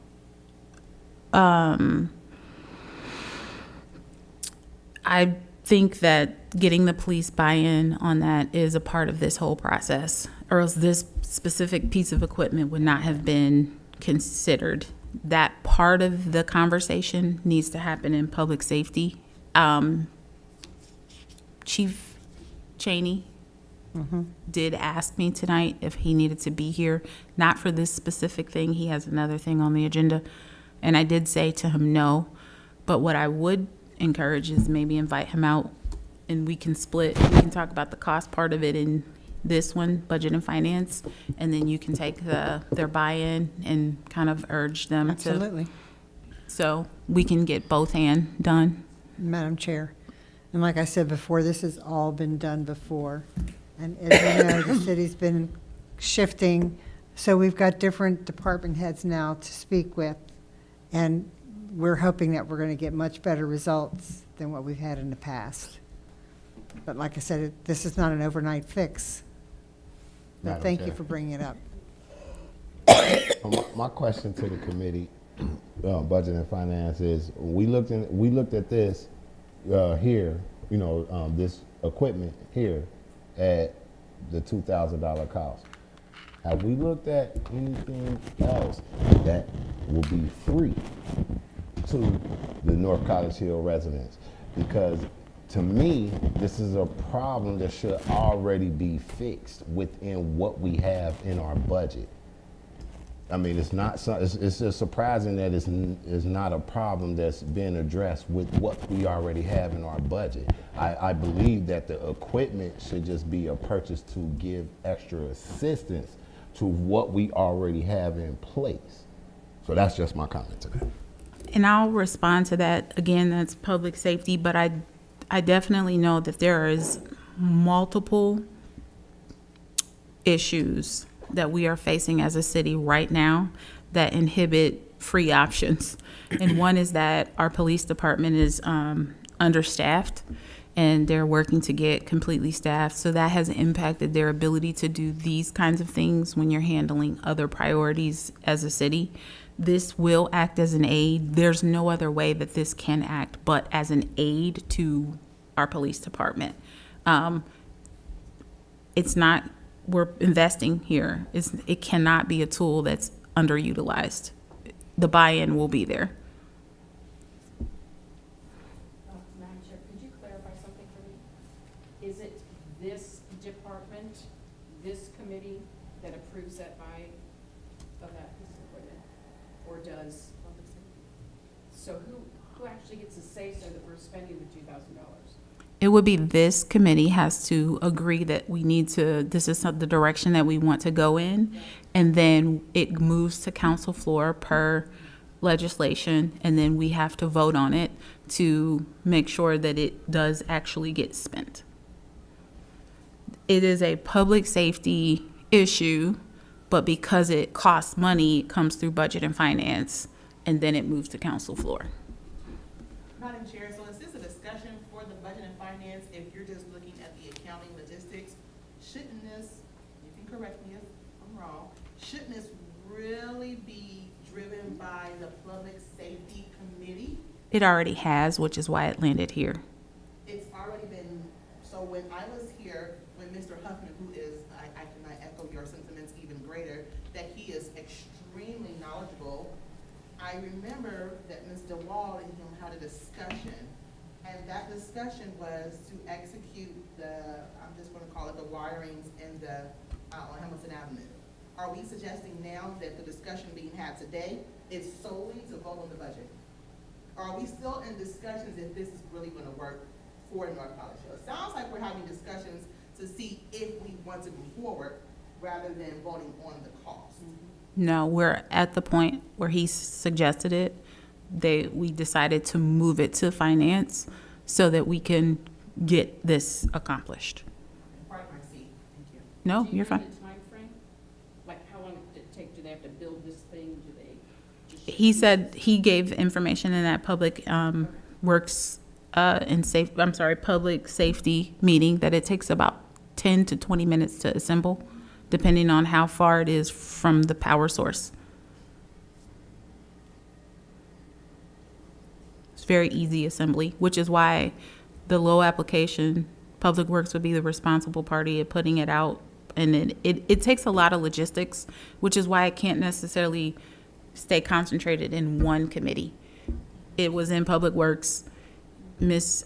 Dewald will communicate what she needs to communicate to the police department. There's follow-up there. But in lieu of that, we're going to go ahead and move forward on the finances. This is a very low investment to something that can truly impact their ability to have more knowledge on how to utilize the police. Because if we're talking about scheduling with the police and are understaffed, we need to best utilize the staff when they're there. And if they don't have the kind of information that this tool provides, then we might have them sitting somewhere and they don't really need to be sitting there during that time. So this kind of helps guide a lot of areas for us. Madam Chair, what is the exact ask of the police department once we receive the data? I will default that back to public safety, because I don't necessarily think that portion of it has been discovered, but there will be an ask, and there's not. Madam Chair, we discussed this in length for over a year and a half. I just took over public safety in January. We did not have a meeting in January or February due to weather and building circumstances. Ms. Underwood had public safety through those times. She was a communicator, and it's just where it is. I I would really like for the city to understand that we have been put in a very difficult position. And just because it's in our committee doesn't mean we get our answers. So, I don't know, Ms. Underwood, how often do you think we'd have discussed this? Every month? Madam Chair, We discussed speed humps, not this device. Madam Chair, Yes. I will tell you that I am a very tenacious person. So I beat it to death and beat it to death and beat it to death and beat it to death. And we were constantly told why we could not do something. I asked for speed bumps on some of those side streets, I believe including your street. And I was told about fire trucks and police cars, and I'm like, Right. not just that street, but other streets, because those speed bumps are not very expensive either, to me. We have talked about it and talked about it and talked about it. So, believe me, we're trying to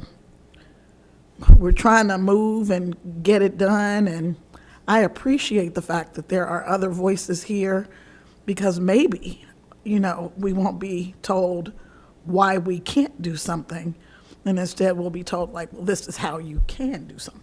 And so I Madam think, Chair. just let me just say this. I think this is a how you can, as opposed to the street humps or the speed humps being, there are other things that we have to consider, and we have to kind of decipher the best use of the speed humps if we go that route. So this might be an and, not an or and, not just this alone.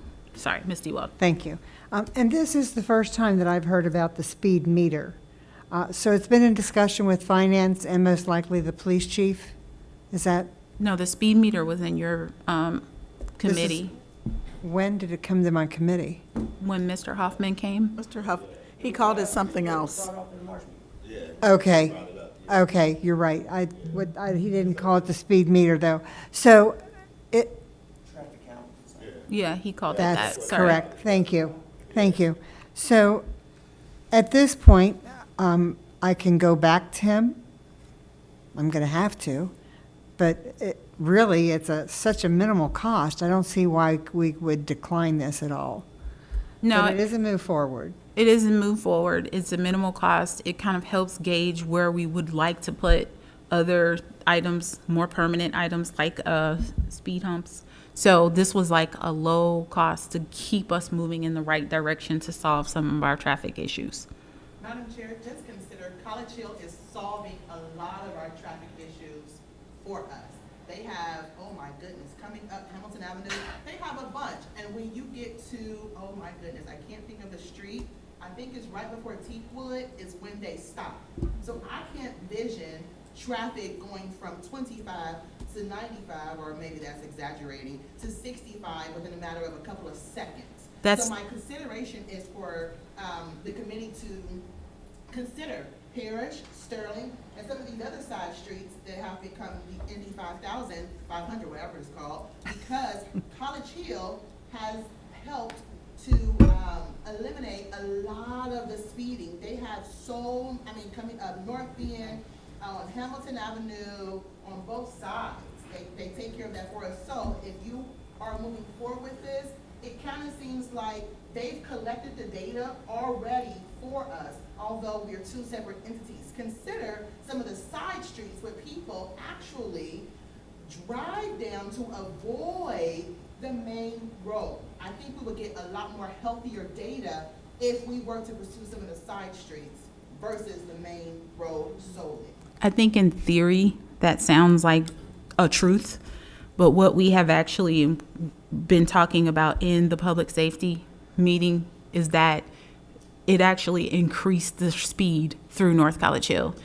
People started trying to make up for the time in our section of Hamilton Avenue, which is why we said, hey, we need to do something immediately because of what has been happening on Hamilton Avenue, and this was one of the solves. I promise you it is on the trajectory to do something about those side streets, but Hamilton Avenue is a huge problem for us right now. And just to go back to where someone spoke on Hamilton Avenue, many, I want to say months, they sat right where the hair palace is, coming up Hamilton, coming across that hill. I think it was Vic who mentioned something that's free. So can we not, you also mentioned that there was a shortage in our police staff, which is a side question, but can we not, maybe in addition to, put an officer there between 7 and 9 or 4 to 6 to really catch those people who are repetitive offenders? Are you saying that we really don't have any wiggle room with our police until we get the data? So I'm going to go to Ms. Brunner, and I'm going to answer your question first, or next. Madam Chair, when I go to my ReThrive meetings, they have a grant there about traffic count. Yes, they're temporary implements, but I can bring it to Mr. Walk and get all the information from Mr. Walk and see about getting those grants and start getting something moving to try to see. That would be terrific. Traffic down. Because College Hill didn't pay for anything. We definitely are aware of College Hill's committee to help with the grants. And that is all something that was in Miss Underwood's tutelage that we were working towards. So in lieu of all of the city changes, this committee changed chairs to now Ms. Dewald, and she's picking up where Ms. Underwood left off. And I don't want to cut you all off, but it definitely belongs in that committee. We're moving forward on this financially. I want to come back to your question. So specifically, this speed meter helps us to best utilize our police department and when to put them at those different spots. All of this will be happening at the same time. It's just that in this particular committee, we needed to purchase it, and we needed to kind of talk about purchasing it. So because I appreciate you all coming and I want to make sure your voices are heard, I want to kind of give you some history and some dialogue so that we have a better forward movement in all of the committees, and you know how to utilize your time and what days to show up to when you care about something. So with that being said, I want to move forward to the memorial for William Dunson. He just had a anniversary of his death in the city of North College Hill. I have been diligent. So this is in my committee, just so you are aware, because we are tasked with trying to provide a memorial for his death, and there's money involved. And I've contacted the Springfield Township multiple times. I'm at the point where I'm going to drop in and talk to the police chief. I do not mind making sure that North College Hill allocates resources for a memorial. I feel that we should share the responsibility, and I would like to hear a no from Springfield Township before I move forward. I've been in contact with the family attorney to let them know that this is the route that we're taking. They kind of asked us to come and kind of spearhead the memorial. And in conjunction with that, I am going to kind of talk about, probably put it in public safety for the sake of trying to figure out in tandem what kind of memorial we will have. There have been some ideas. I don't want to kind of get into that. I do not want to get into that today because we need to focus on the money portion of it. Go ahead. Do you have a question? Okay. I was going to ask about a specific. I can send it via email. Perfect. Okay. Madam Chair? Yes. Because that is still being litigated, that could very well be the reason why. And I did ask. Springfield Township doesn't want to talk about it. I did ask if that was the reason, and it is not. Okay. Just to, I'm gonna be honest, I'm a bit frustrated that we're not getting a response. So I wanted to make sure that I covered the bases, because if it was a litigation issue, then I will be on pause, but it's not. So. All right, so I'm going to go really far-reaching. Do they want one for their police officer too? I'm not sure, but I can put that. We can talk about that. Maybe but not that's- talking about it at all is the issue. So, Madam Chair, I am so sorry. No, you're fine. Go ahead. That's more than likely the reason that Springfield Township has not responded to us, because we were not all inclusive. 2 lives were lost. My gosh, 2 lives were tragically lost, but 2 lives, 2 families, either way, 2 lives, guilty or not, litigation or not, were lost. So, is there a way to consider going back to Springfield Township and suggesting that North College Hill would like to memorialize both Dunstan and I can't recall the other officers' names together without any? That's an option. When I stop by, I will put that in the conversation. We haven't been able to have a conversation to even get to that part. The family attorney came to a council committee meeting or council meeting, I can't remember which one it was, and specifically asked us to task that, which is why we had been advocating for what the family attorney wanted. I'm more than willing to have those conversations with the city or the Springfield Township. We just haven't been able to speak to anyone. Madam Chair, Yes. I got a question. Didn't he already do a memorial for him? They did a memorial service. What the family would like is a memorial plaque or something. Not the family of the individual that was the civilian. We're talking about the police officer, the officer that was involved in it also. Isn't he already memorialized also? He is in Springfield Township. Right, that's what I said. Not in our, They want this at the location where They want where to they put it at the exact Yes. location where it happened. the family does want it Well, we for know Dunson. the family wants it. We are talking about, you guys were saying to making a suggestion of going back and memorializing the officer also along with the citizen. We can have whatever conversation is necessary. For the broadcast, can we make sure to use the microphone? Sorry. I'm also Yeah, we know. But we just saying it didn't happen. So with that, I'm going to close off on that part of the conversation and move to EMS in 2024 fire sheet. So this is about specifically the appropriations for EMS. I'm pretty sure that you all were aware of the reallocations for that. And so I'm going to put you on the spot and ask, have you moved those funds back? And I we have not, but I do see on the line. Can she sit by a She's not the microphone? city manager.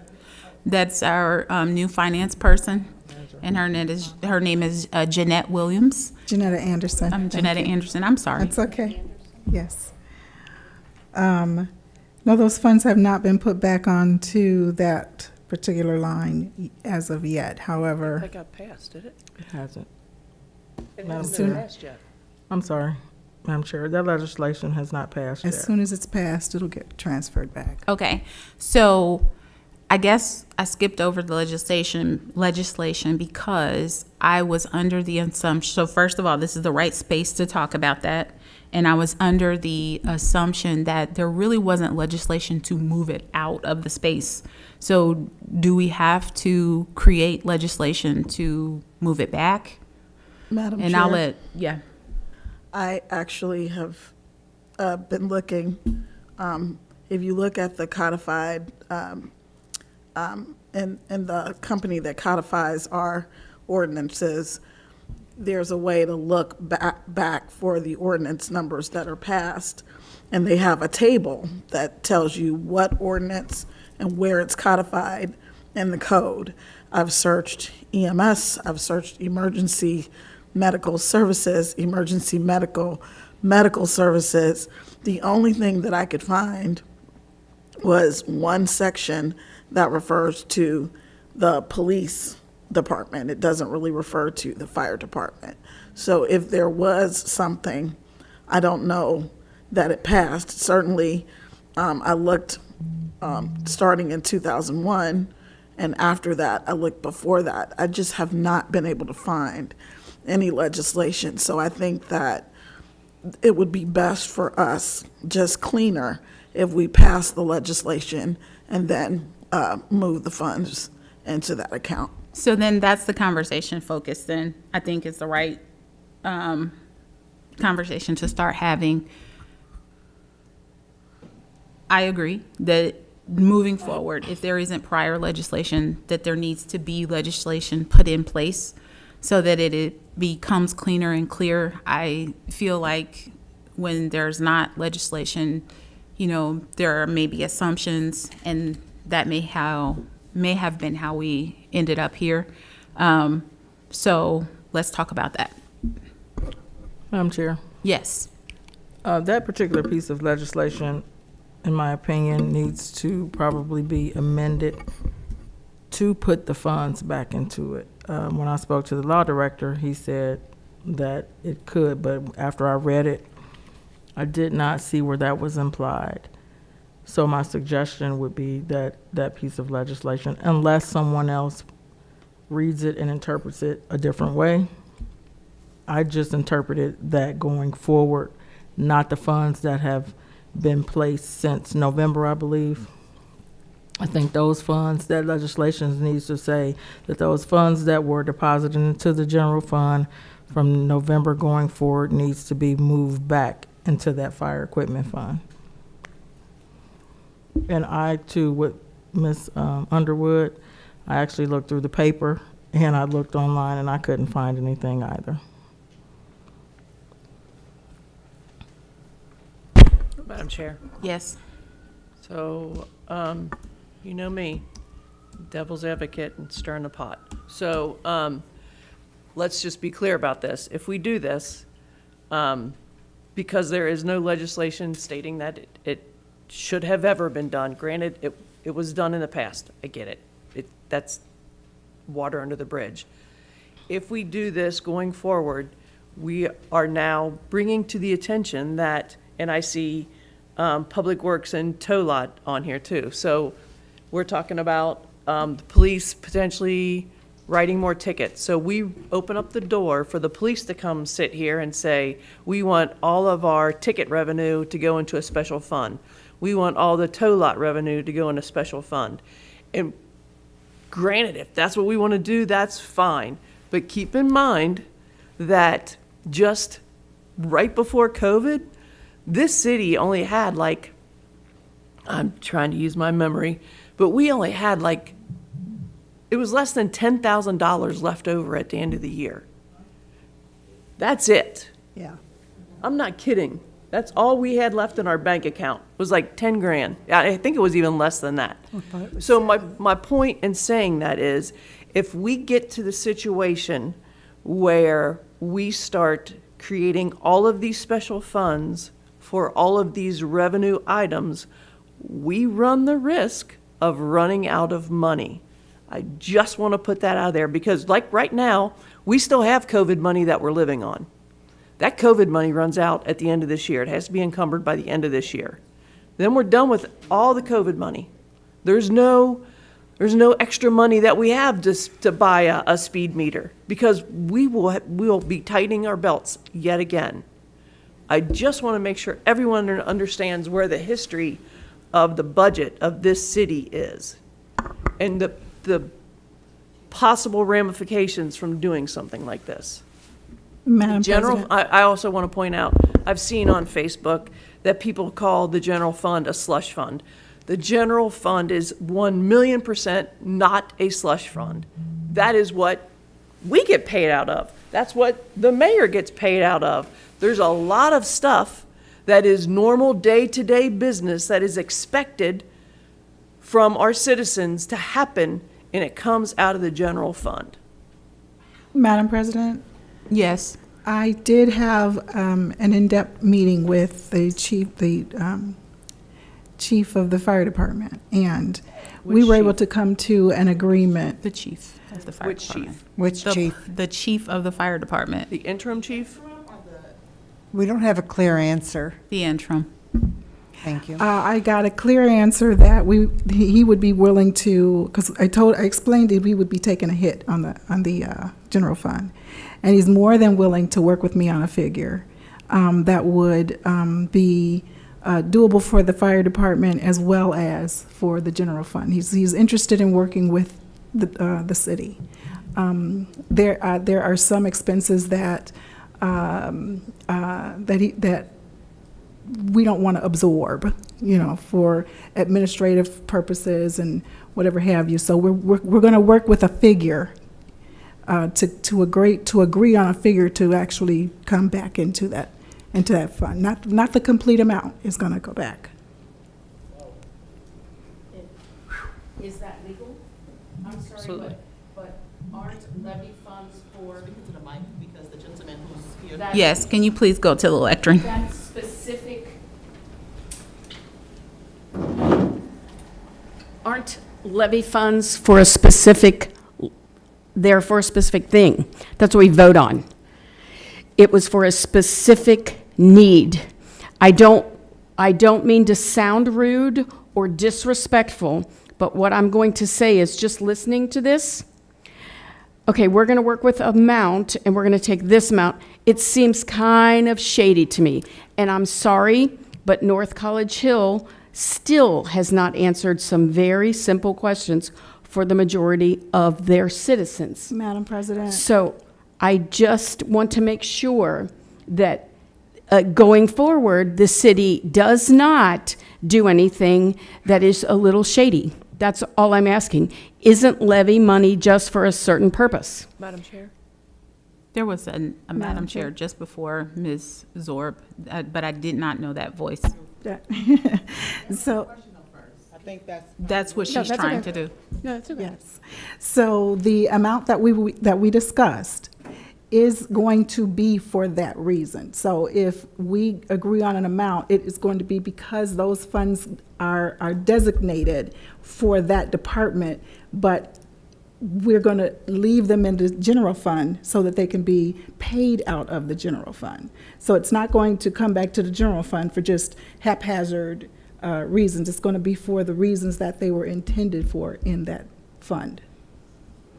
I thought the issue before, a few weeks ago when this conversation started, was that those funds couldn't be utilized by the fire department because there was no levy funding set up, or it was in a different fund. Madam Chair? Madam Chair? Ms. Zorb. Ms. Taylor, so I think we're getting a couple of different terminologies Okay. confused here. So EMS billing is not, absolutely 1,000,000% not the fire levy. The Yeah, I realize that. Fire levy funds are going into the fire levy budget. Correct. What we're discussing right now is EMS billing. EMS billings, So which are EMS receipts. billing is in probably 95% of the cities in Ohio goes into the general fund. Okay. Not into a special fund. Okay. And there's even different terminology of a special fund versus a levy fund. A special fund is now restricted. And I'm sorry, I am stealing all your thunder. No, I apologize. I thought you were speaking So of the once levy the money. money That's does where I go was a back little into the concerned. account, it will be restricted. Right. However, all of it's not going to be placed back in there. And so, Thank you. in order to add value to the conversation that is had, I think Ms. Zorb and Ms. Anderson provided you with really good answers to help solve the thinking forward. Ms. Anderson is basically saying, once we establish is that there has not been previous legislation. We've all looked and we're trying to do the right thing forward. Came to a head based on there not being a clear path forward. Those funds got moved based on how people thought that they should go. Ms. Zorb is absolutely right. Other cities specifically do other things. I don't know that I would specifically quote 95%, but we have the freedom to be able to work out an agreement with our fire department that's going to suit them best. Correct. And suit the city best in Correct. terms of our general fund. The levy monies is a completely separate entity. What's on our agenda today is the EMS money. And we're trying to make sure that forward, we have the appropriate legislation to best suit our fire department, because we definitely want to support them, and to best suit our city. And so that's why Ms. Anderson is in conversation with the the fire chief in order to do that. And Mayor Nichols. I just want to clarify, when you use the word move, the funds were not moved. They were simply, they stopped making deposits into that account. I believe it was in November. So they didn't take any of the money that was there out. So I just wanted to clarify that, because when we say move, It actually means That like you took it it was and you taken put it out in. of the funds. Right. And so the thing that I can appreciate about our forward journey is that we're willing to sit at the table and have the conversation for the support of the fire department and the support of our city overall. It is the right thing to do. We're at the right spot. We're having the right conversations. And I want to place emphasis on the fact that Ms. Anderson, our financial manager, has started to have conversations with our fire chief about what that forward looks like, so that council can vote on legislation that gets us on the right track. So I hope that that answers a lot of your questions.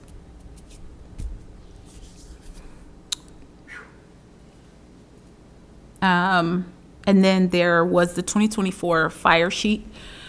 I sent that out to everyone. It's just kind of a highlight of what our fire department has done for our city, and the value of our fire department and the members that are there. I'm going to actually put that on the agenda for next month as well, just for us to talk about it, because I realized that I only sent the agenda and the supporting attachments out very late in the day. So I wanted to give you all an opportunity, which is why it's kind of hyphened there with this particular thing. We can look at it and discuss it as this conversation will continue to roll on. Madam Chair, Yes. if there's not money in it, shouldn't it be, I'm sorry, if there's not, There is money attached to the sheet. It's talking about grants and the money brought in by the fire department. And so the reason why it's prefaced here is because in lieu of the EMS and the conversations that Ms. Anderson is having, we do have to take into consideration how much our fire department takes the weight off of our general fund in other areas, which is why we're willing to have the conversation. Some of that is funded by grant monies that the fire department brings in for different things that the I general don't fund. dispute any of that. Where I'm going, though, is similar to the speed bumps. The speed bumps were discussed in safety. And then the financial part was brought to finance. That's all I'm at. The premise of the whole fire sheet, I feel, should be discussed in safety. And then when you get to the money part, it can be brought to finance. The only part that I'm wanting to discuss next month is the money part, and that it is very, it's separated out.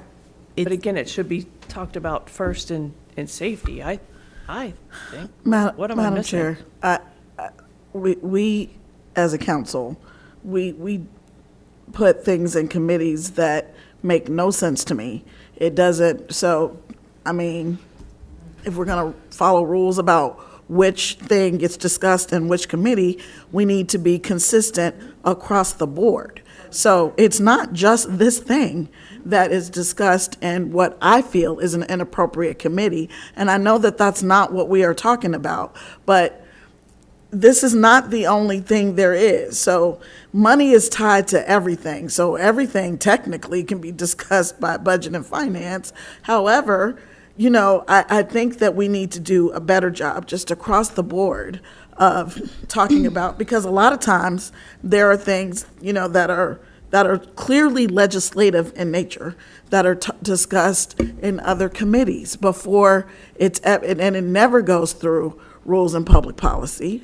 So I just think that we need, as a council, we need to do better about making sure that, you know, we have these committees for a reason, maybe even having a conversation about how the committees discuss or choose what they discuss.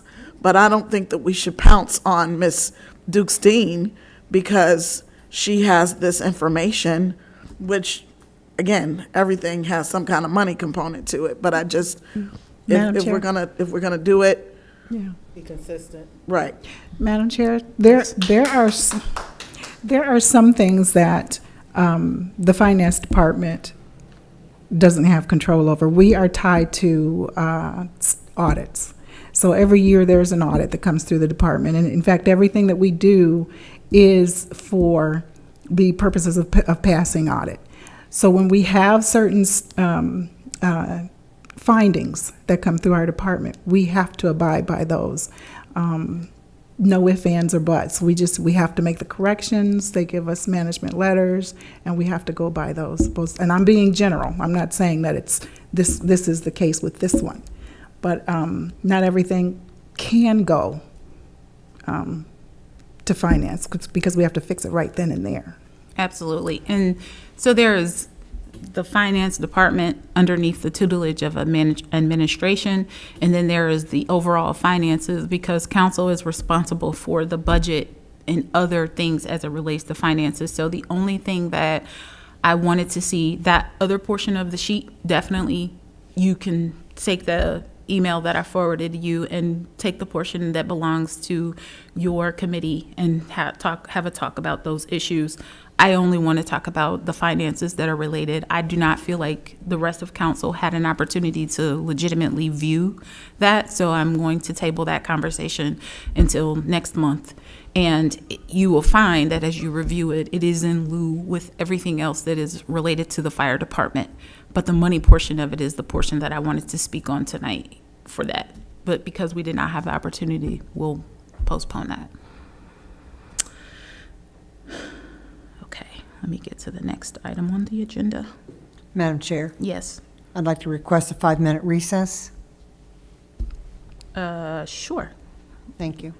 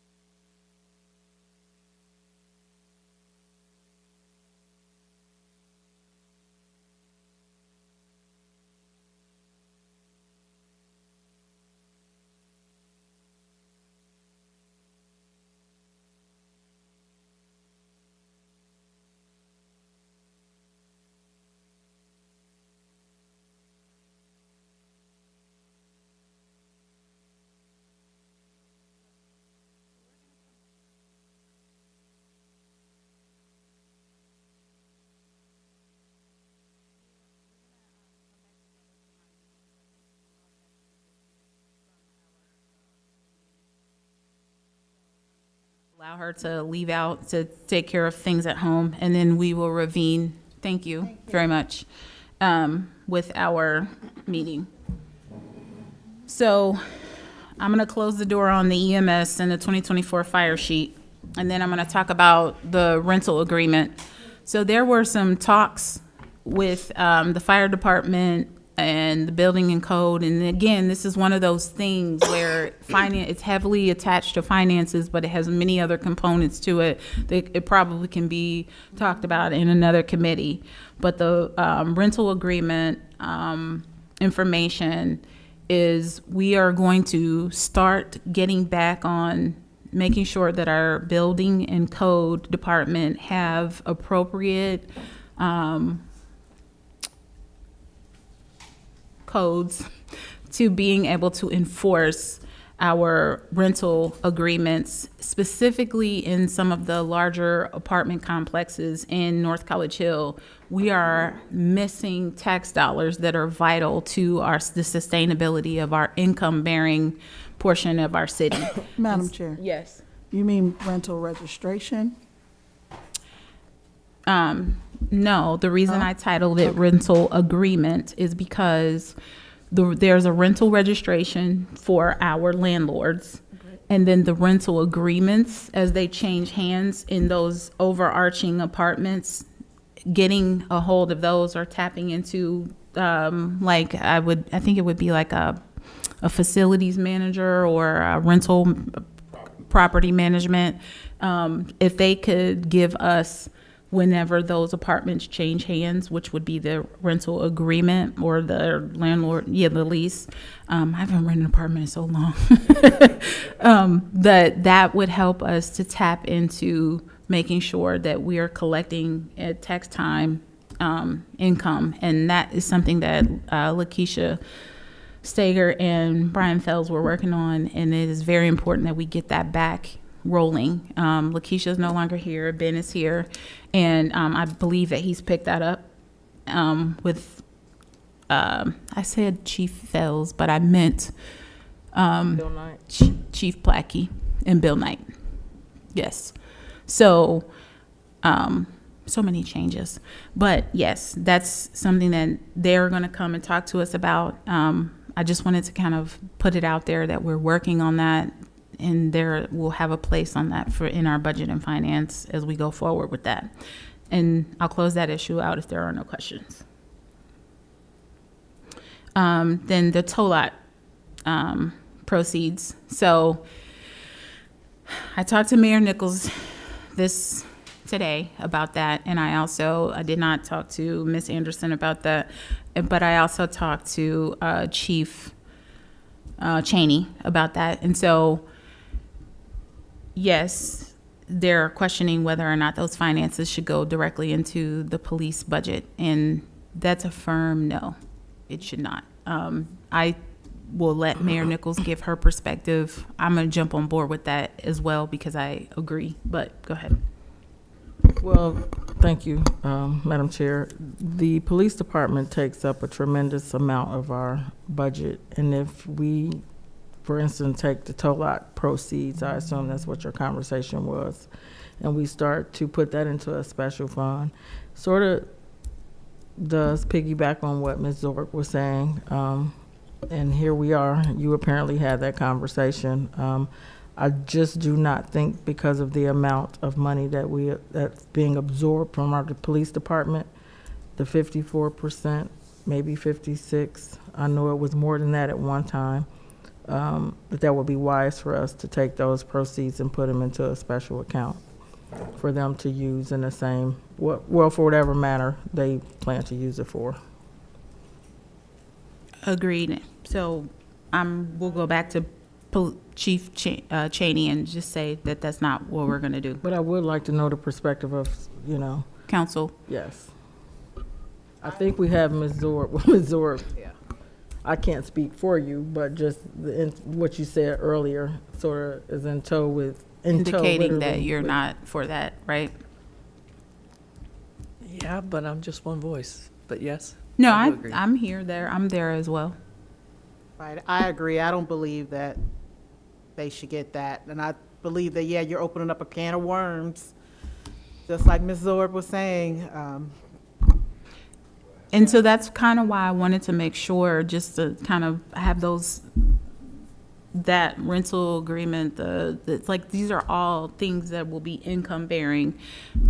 The fire department does a unique thing, though. They have gotten some grants and provided the general fund with lots of relief, which is why there is more willingness to have a negotiation with them in things that, because they have also been running their budget as is before it was changed in how it was done. And so we have to take that in consideration and figure out how to move forward in that process that will keep them sustainable and us sustainable. They're willing to take the, not get as much benefit as they previously had been given, and then also we will gain a benefit. And Madam Chair, I don't want it to sound like, because the police department, they do get grants as Absolutely. well. But not as many of those grants take as much of the pull off of our general fund as so if we compare it to fire. I don't want to compare, but I just don't think because of the amount that they already absorb from our general fund, Yep. it would be wise to take this and then put it in a special fund, because they're still going to absorb that same amount from the general fund.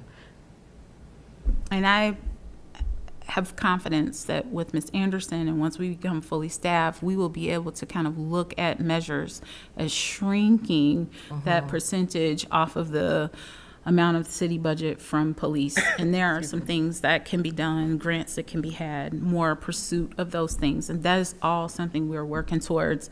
But the tow lot proceeds, in my opinion, need to stay coming into the general fund. So I just wanted to put that out there, because the police chief asked, the interim police chief asked, and I feel like I gave him an answer, but wanted to make sure that you all had the opportunity to weigh in on that. So again, there's 4 of us sitting here, and this is not all of council, so I'm going to play devil's advocate yet again.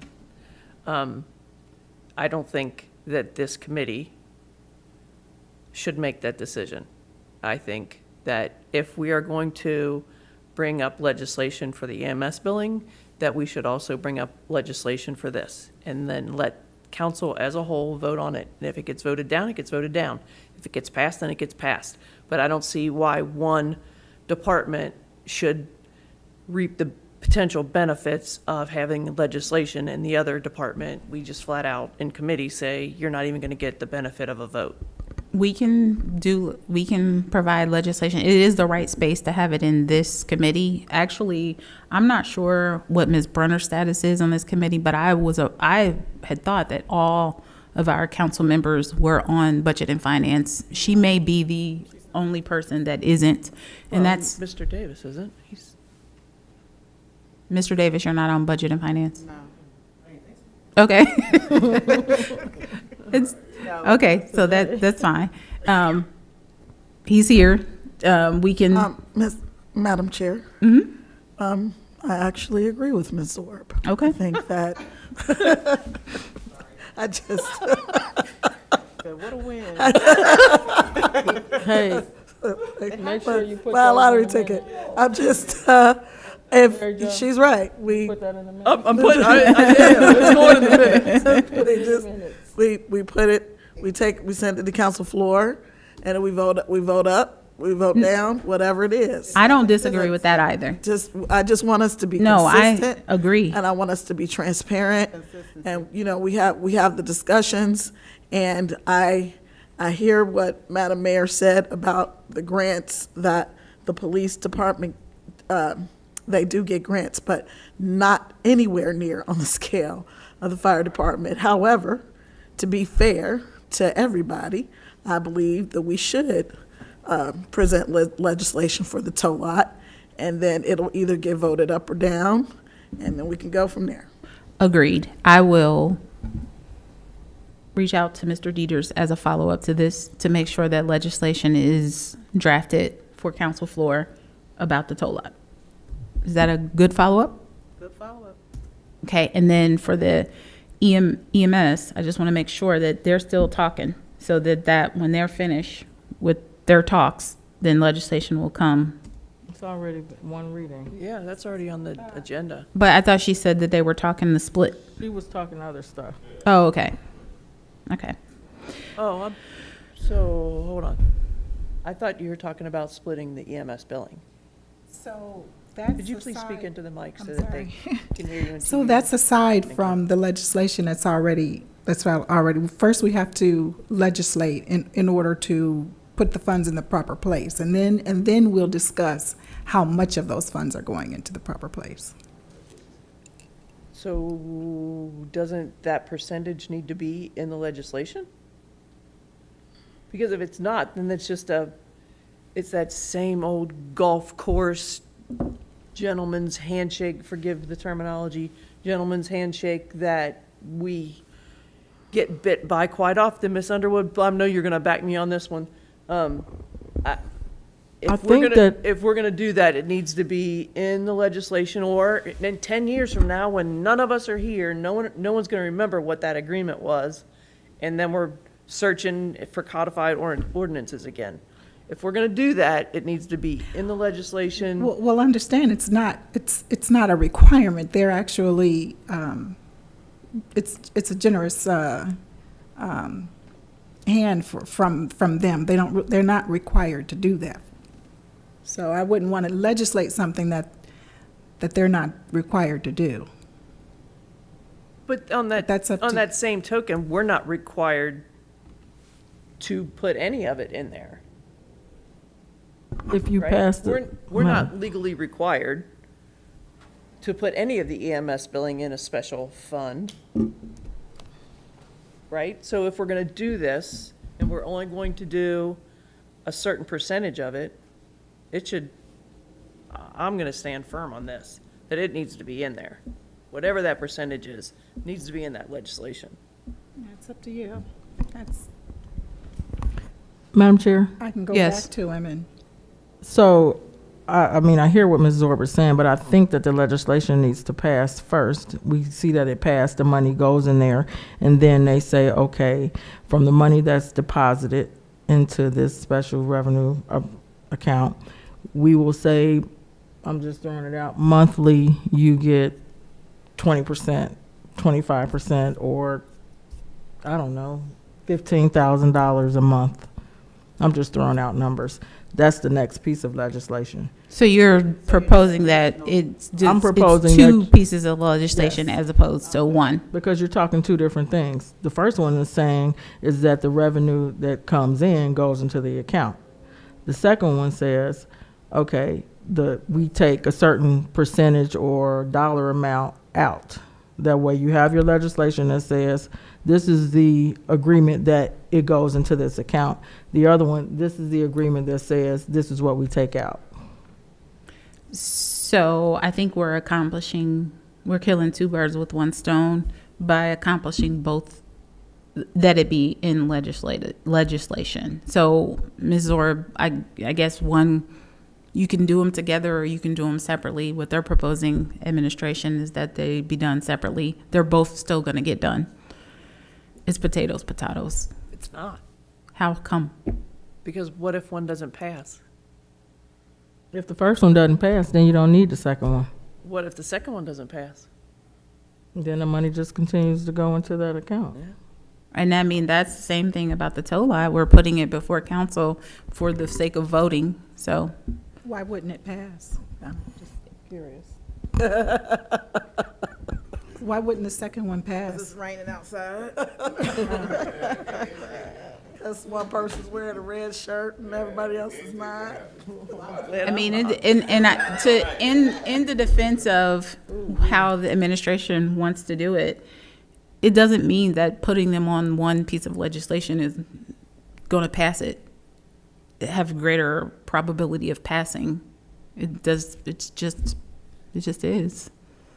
So, fine. Let's get it to the council floor. Public Works, that is on here because they are entering into soon their negotiations for their union, and that involves money. So one of us will be represented there. I just wanted to make mention of that. Madam Chair, Yes. they have had one meeting. Yes, he emailed me. Okay. And then the legislation for the minors. So previously, Ms. Iki had put that on my agenda, and I have kept it there. The legislation is about the tax dollars and making sure that we align our city ordinances and legislation up with Ohio to make sure that minors are not being charged or required to pay income tax. And so I am happy to put this over to Rules and Public Policy. I think it would landed here only because of the money portion with it. And I guess I just didn't want to lose it in getting an update from Mr. Dieters. Madam Chair, Yes. if someone in the room, I really feel like they did just pass some law where is it under 17 that you did not have to? Yes, and we have to make our North College Hill law line up with state law. So you're looking for legislation? Yes, and Okay. Mr. Dieters, I know you told me that he's out of the country, and so it's here to make sure that we are diligent in getting that done. For no other reason. At this point, we're just making sure our laws line up with the state laws. Madam Chair, Yes. so you're saying currently on the books, because I know I was looking at Rita, our friend Rita, and it says 17 and under, you don't have to. But North College Hill has. Rita aligned with Ohio, but North College Hill's legislation does not have that same thing. So we have to make our legislation align with that. And so Bill already knows about this, and I was told that he was working on it per Ms. Iki. So I just want to make sure that that gets followed up on. I can make sure when I send him the other email that I can include that. He's just out of the country right now, and it's just a public mention of that we're moving forward on that and what that is for. And because we talked about the splash pad in the other committee, we're going to skip past that. And then I'm going to ask Mayor Nichols if she has an update on the city building. I do not. The last update that I received was when we had that, was it a committee or a special meeting? And different people were supposed to reach out to different like entities or whatever, and I never got a report from that. I do believe Ms. Brunner came back with a couple things with insurance and so forth. I do know that as long as we had things in there, we had to maintain our insurance. Once we board it down completely, the insurance goes up. I do know there are still some items in there.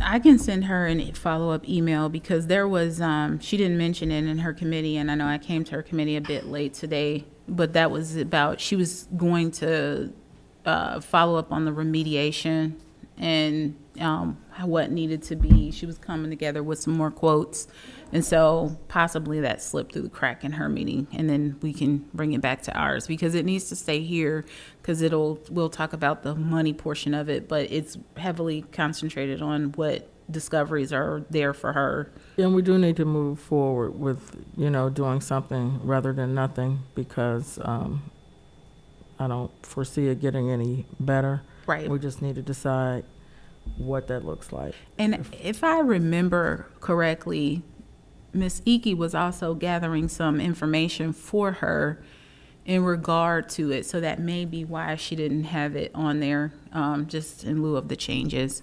So I will reach out to Ms. Brunner. Madam Chair. Yes.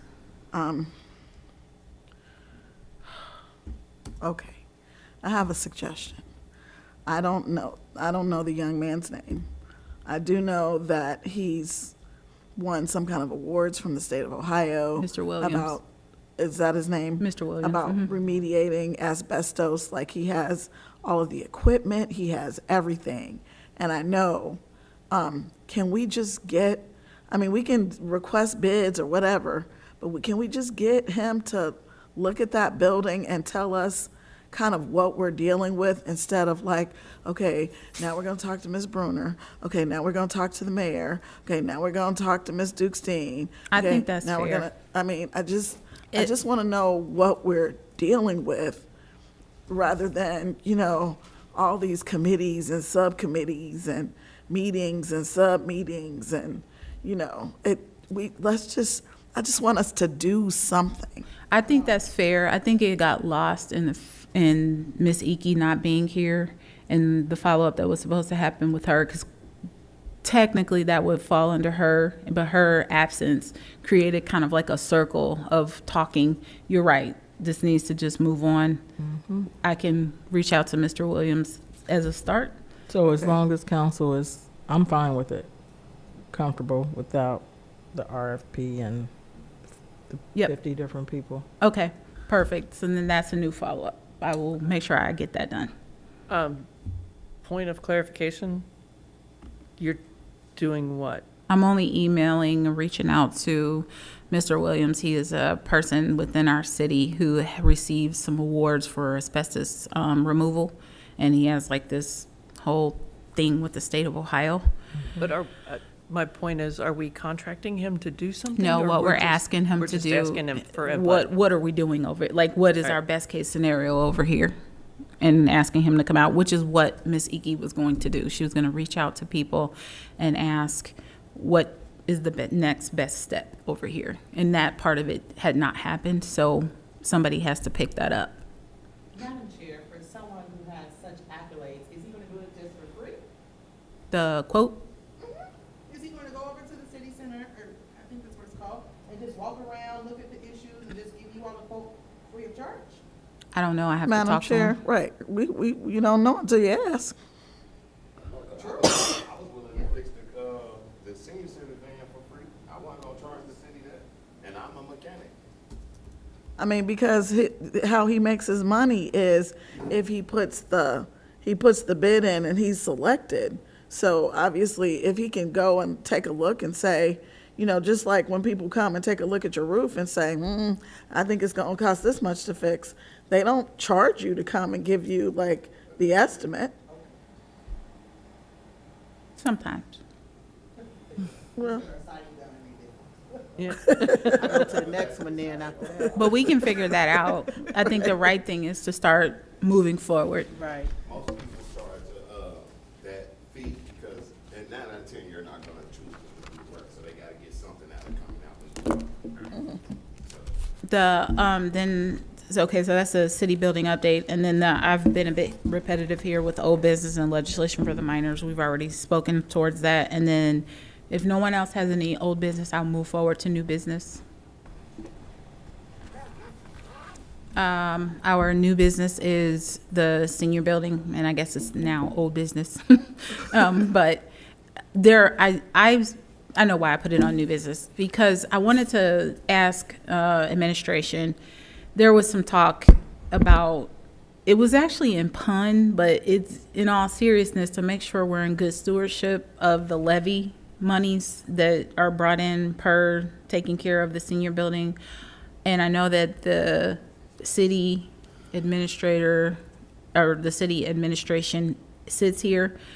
Can we talk about what we need to do financially to make sure that we're doing the right thing by this building, those levy resources? I just want to make sure that we're doing things in a clean way, in lieu of talking about the fire levy stuff. And I also wanted to publicly address it in case someone else starts questioning, poking and prodding and saying, because it's just kind of out there in the air.